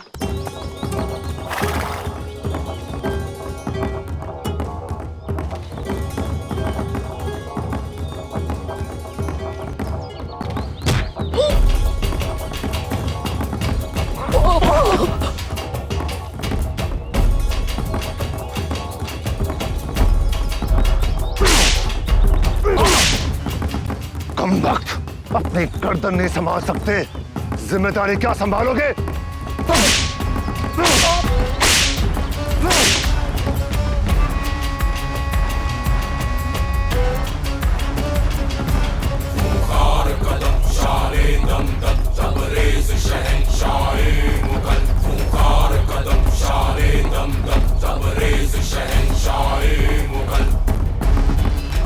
औरंगजेब ने जीवित रहते किसी उत्तराधिकारी की घोषणा नहीं की, इसलिए अब उनके तीनों बेटे सिंहासन पर बैठने के लिए एक दूसरे से युद्ध करेंगे। वाणी, उनकी इस आपसी लड़ाई में हम मराठियों को बहुत नुकसान होगा। और औरंगजेब की मृत्यु के बाद शाहू जी का क्या होगा? संभावना तो यही है कि मराठियों को आपसी द्वंद में उलझाने के लिए मुगल उन्हें रिहा कर देंगे, क्योंकि तारा रानी साहिब और राजे कभी नहीं चाहेंगे कि शाहू जी वापस लौटे। पर स्वर्गीय महाराज राजा राम जी ने तो येशुभाई साहब को वचन दिया था कि शाहू जी सिंहासन पर बैठेंगे। फिर अंतिम समय पर उन्होंने वचन तोड़ क्यों दिया? क्योंकि वचन तोड़ना सरल होता है, और सत्ता और सिंहासन से मुंह मोड़ना बहुत कठिन। ऐसा ही होता है बाजी, हमेशा। धृतराष्ट्र भी तब तक ही सिंहासन पर बैठने वाला था जब तक पांडु वापस नहीं लौटा था, पर जब सिंहासन पर बैठा तो बैठ ही गया।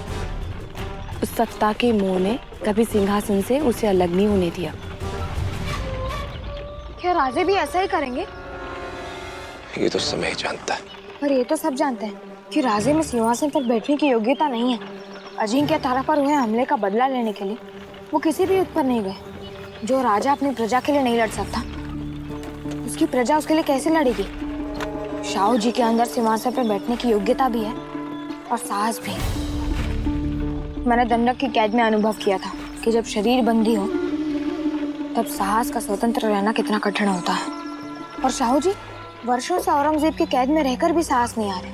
जिसमें इतनी दृढ़ता, इतना धैर्य हो, सिंहासन पर बैठने का अधिकारी वही है ना बाबा?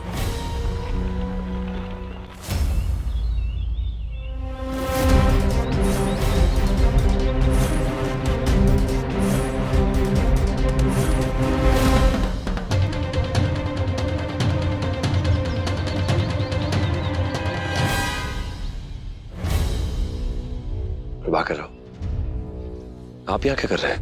हम राजकीय के आदेश पर आपको बंदी बनाने आए हैं बालाजी।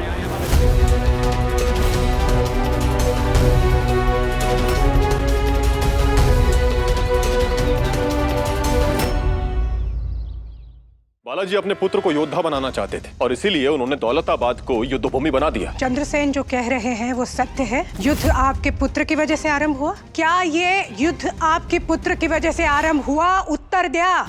हो रानी साहब, रानी फिर भी आप इस अपराध के लिए हमें दंड देना चाहती हैं तो हमें स्वीकार है। नहीं बाबा,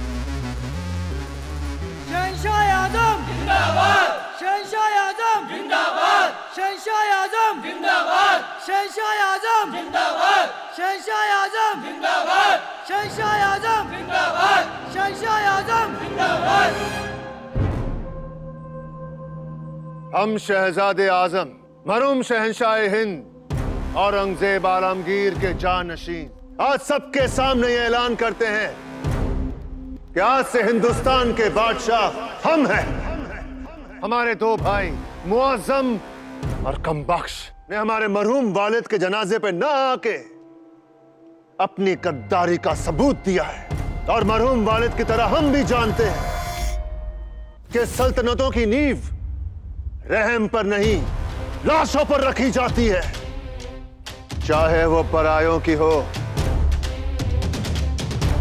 या अपने सगे भाइयों की। हम राजकीय के आदेश पर आपको बंदी बनाने आए हैं बालाजी।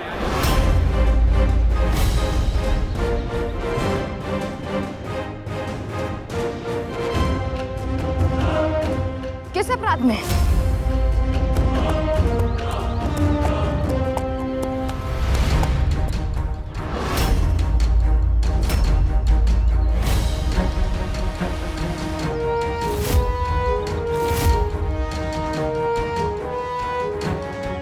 हमने आपसे पहले ही कहा था बालाजी, ये बात अगर निकलेगी तो बहुत दूर तक जाएगी।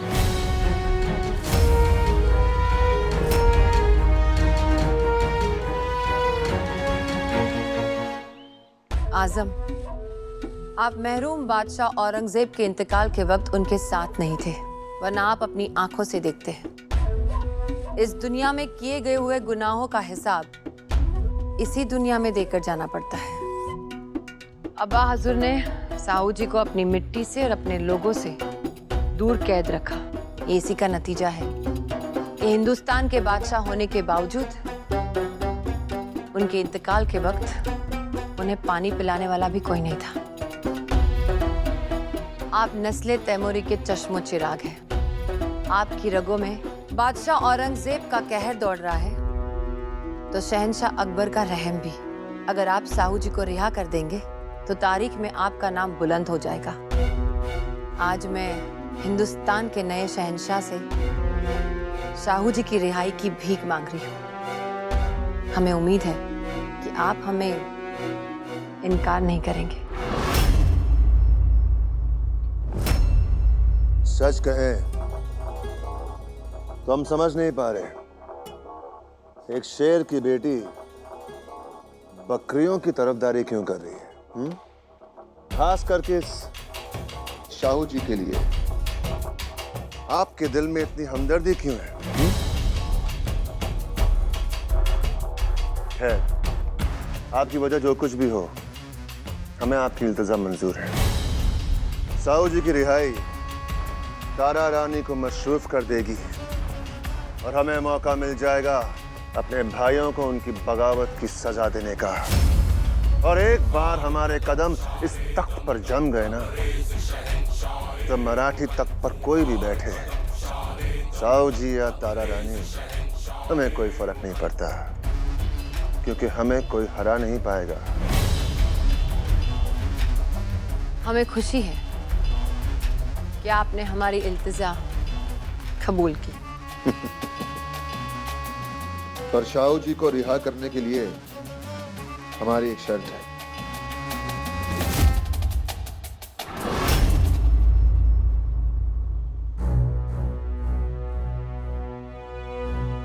आपने क्या सोचा बालाजी कि आप 40 नौसिखिए गांव वालों को साथ लेकर 4000 मुगलों के साथ युद्ध करेंगे और हम आपकी वाहवाही करेंगे, आपके और आपके बेटे का सम्मान करेंगे? ध्यान ठेवा बालाजी, ये विजय आपको आपके शौर्य से नहीं, आपके भाग्य से मिली है। और आपको पता है, अगर आप ये युद्ध हार जाते तो सबसे अधिक कर देने वाला सूबा दौलताबाद हमारे हाथ से निकल जाता। इतना बड़ा निर्णय लेने का अधिकार किसने दिया आपको? और क्या ये भी सच है कि आपने और आपके साथियों ने अपने वरिष्ठ अधिकारी का अपमान किया, उन्हें बंदी बनाया और युद्ध से और युद्ध के निर्णय से उन्हें बाहर रखा? जी रानी साहब, पर सिर्फ हाँ या ना में उत्तर दीजिए। हो। क्षमा करो रानी साहब, पर यदि बालाजी ने ऐसा किया है तो अवश्य ही उसके पीछे कोई कारण होगा। धनाजी, अपने पुत्र की अवहेलना करके एक अनुशासनहीन कर्मचारी की तरफदारी करना आपको शोभा नहीं देता। आप अपने बचाव में क्या कहना चाहते हैं? हम जानते हैं रानी साहब, हम दौलताबाद सर सूबेदार की हैसियत से गए थे, यानी हमारा कार्य मात्र कर संग्रहण करना था। पर वहां कमरुद्दीन और उसके पुत्र का इतना आतंक था कि वहां के लोगों में उनके प्राण और उनके सम्मान पर संकट था। ये संकट स्वयं चलकर हमारे द्वार पर नहीं आया था बालाजी, आपके पुत्र ने इस संकट को निमंत्रण दिया था। दौलताबाद में कदम रखते ही आपके पुत्र ने अपनी अनुभवहीनता का परिचय देते हुए मुगलों पर आक्रमण किया।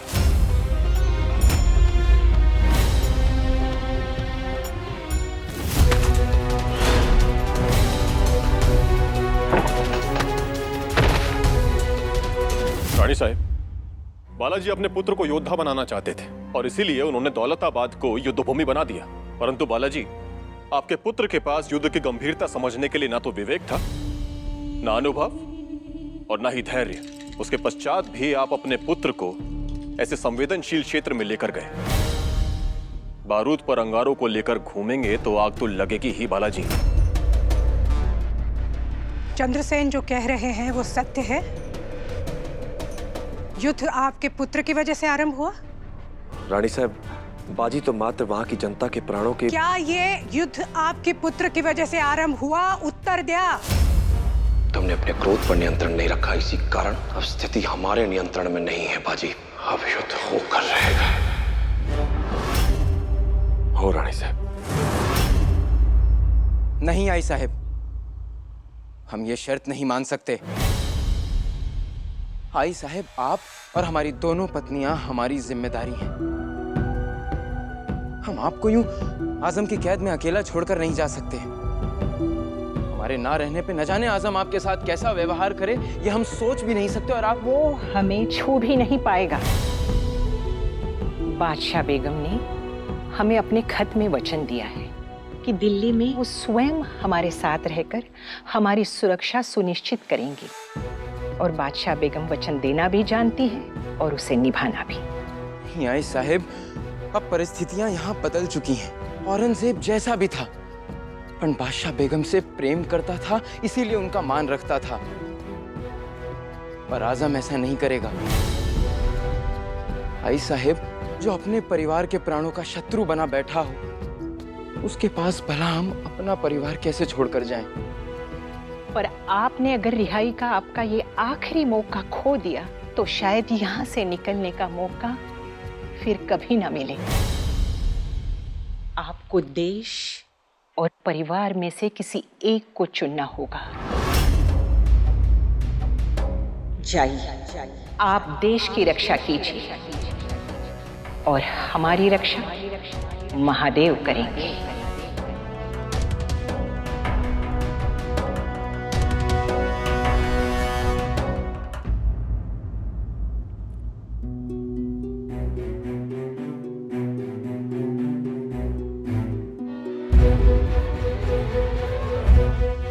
आयुष्यमान भव,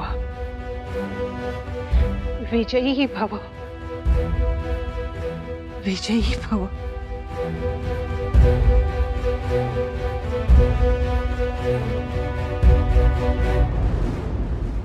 क्या ये युद्ध आपके पुत्र की वजह से आरंभ हुआ? उत्तर दिया। हो रानी साहब। और आपने उसे रोका नहीं? हमने उसे रोकने का प्रयास किया पर आपका पुत्र प्रेम आपके देश प्रेम पर भारी पड़ गया। नहीं रानी साहब, हमने और बाजी ने मुगलों की एक बहुत बड़ी सेना को पराजित किया है। आप अपने पुत्र को अनुशासन में रख पाए या नहीं? नहीं रानी साहब, हम क्षमा चाहते हैं। संतान का प्रेम इतना भी नहीं होना चाहिए कि इंसान अपने कर्तव्य बोध को भूल जाए। हम अपने प्राण खो सकते हैं रानी साहब, अपना कर्तव्य नहीं। हमने जो कुछ किया है अपनी मातृभूमि के कर्तव्य को निभाने के लिए किया है। हो, यदि हम अपने पुत्र बाजी को अनुशासित कर पाते तो शायद ये युद्ध टल जाता। पर साथ ही हम ये भी कहना चाहते हैं रानी साहब कि बाजी ने अनुशासन तोड़ा है, मर्यादा नहीं।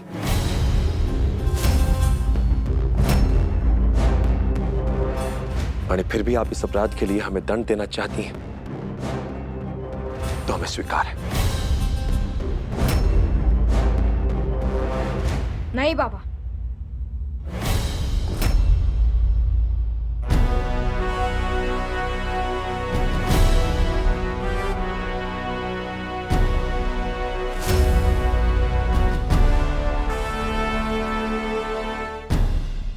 गलती मेरी है रानी साहब, तो सजा भी मुझे ही मिलनी चाहिए, मेरे बाबा को नहीं। आपके पुत्र ने तो दरबार की मर्यादा भी तोड़ दी।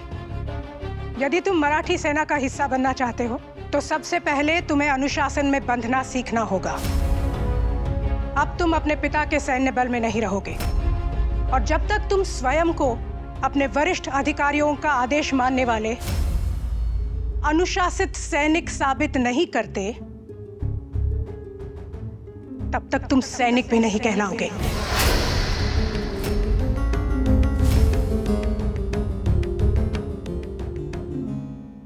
रानी से संभालून उत्तर दिया बाजी। आपका जवाब तय करेगा कि आप मात्र एक उद्दंड बालक हैं या आप में सैनिक बनने की संभावना भी है।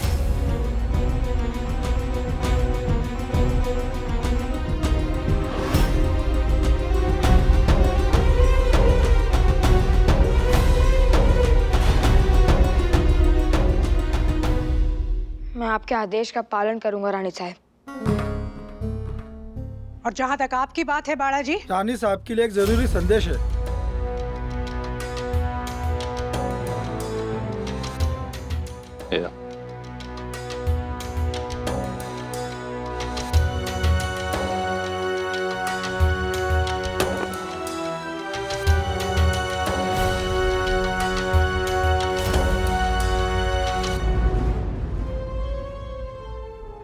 मंत्रणा कक्ष। तो रानी साहब,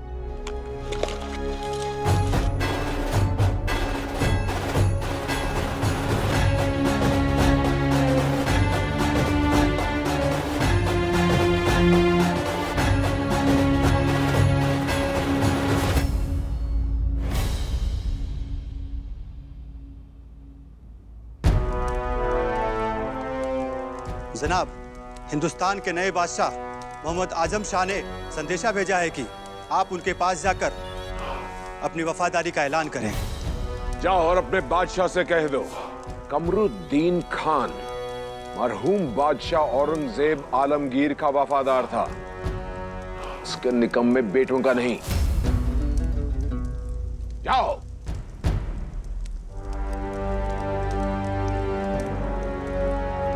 पर अब्बा हुजूर, अगर हमने मुगल बादशाह की ऐसे तौहीन की तो फिर बाजी और उसके बाप बालाजी से बदला कैसे लेंगे? आओ मेरे साथ।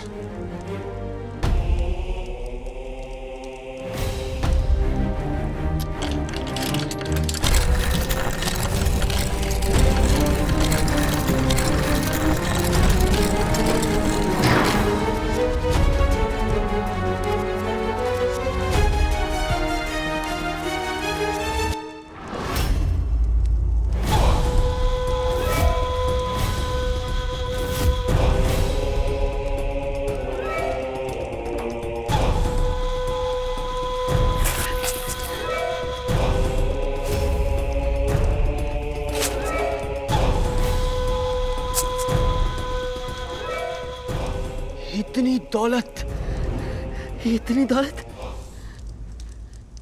इतनी दौलत आई कहां से अब्बा हुजूर? हमने बरसों से कतरा कतरा करके ये समंदर बनाया है नासिर। बड़ी देर से बादशाह औरंगजेब के इंतकाल फरमाने का इंतजार कर रहे थे, और अब किसी बादशाह की गुलामी नहीं करेंगे, अपने खुद की बादशाहत कायम करेंगे।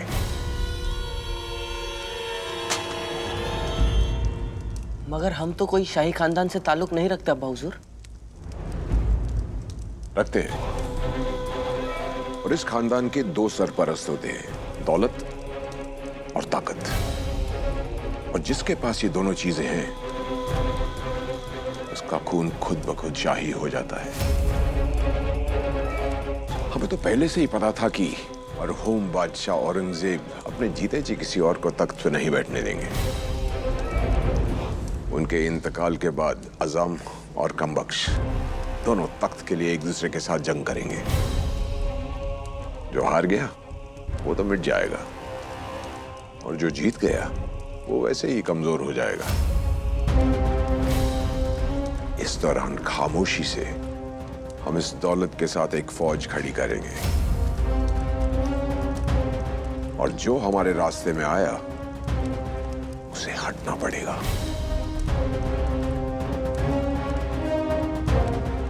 चाहे वो मुगल हो या मराठी।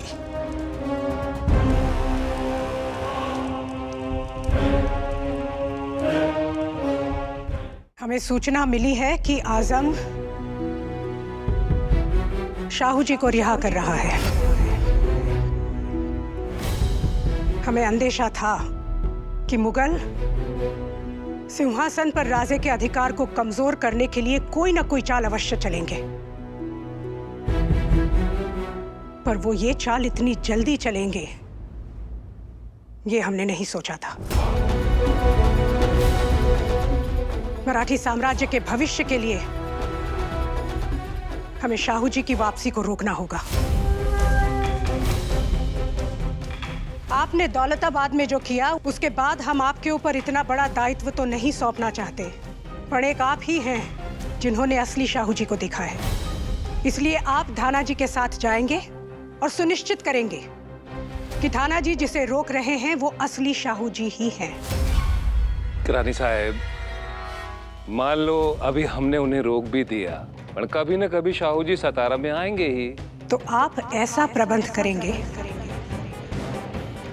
कि शाहू जी सातारा में कभी पांव न रखने पाए।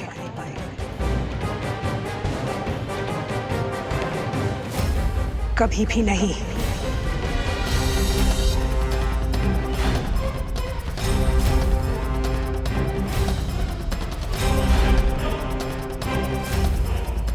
पर रानी साहब, हम शाहू जी के साथ ऐसा कैसे कर सकते हैं? शाहू जी छत्रपति शिवाजी महाराज के पौत्र हैं। यदि हमने वो किया जो आप करने को कह रही हैं, पूरा मराठी साम्राज्य चल उठेगा। उनके समर्थक विद्रोह करेंगे। न जाने कितने लोग हैं रानी साहब जो एक लंबे समय से उनके लौटने की प्रतीक्षा कर रहे हैं। शाहू जी की प्रतीक्षा तो हम भी कर रहे हैं बालाजी।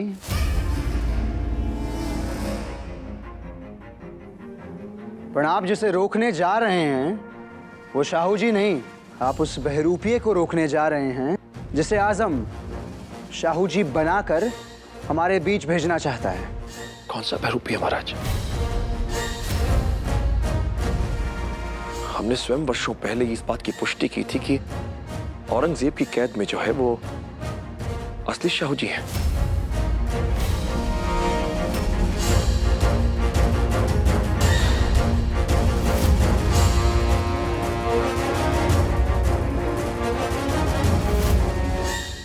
और तब आप ही ने सूचना दी थी कि शाहू जी बहुत बीमार है और संभव है जीवित ना बचे। सोचिए, अगर ऐसा हुआ हो कि असली शाहू जी का तभी देहांत हो गया हो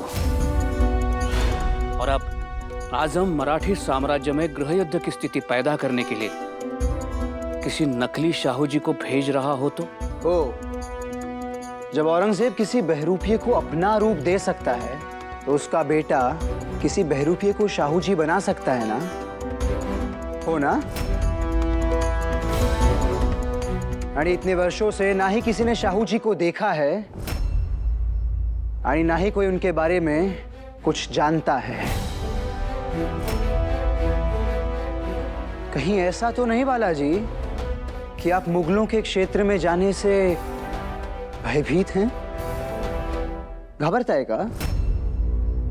दौलताबाद के बाद मुगलों को आपके और आपके बेटे की जान से अधिक और कुछ नहीं मुगलों के लिए।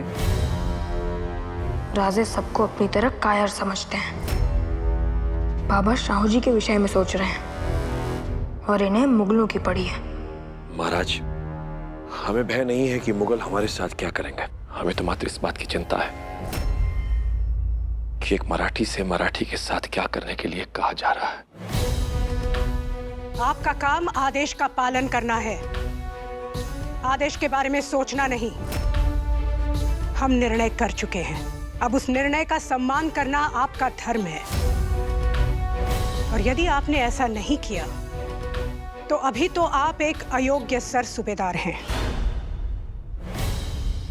तब राजद्रोही कहलाएंगे।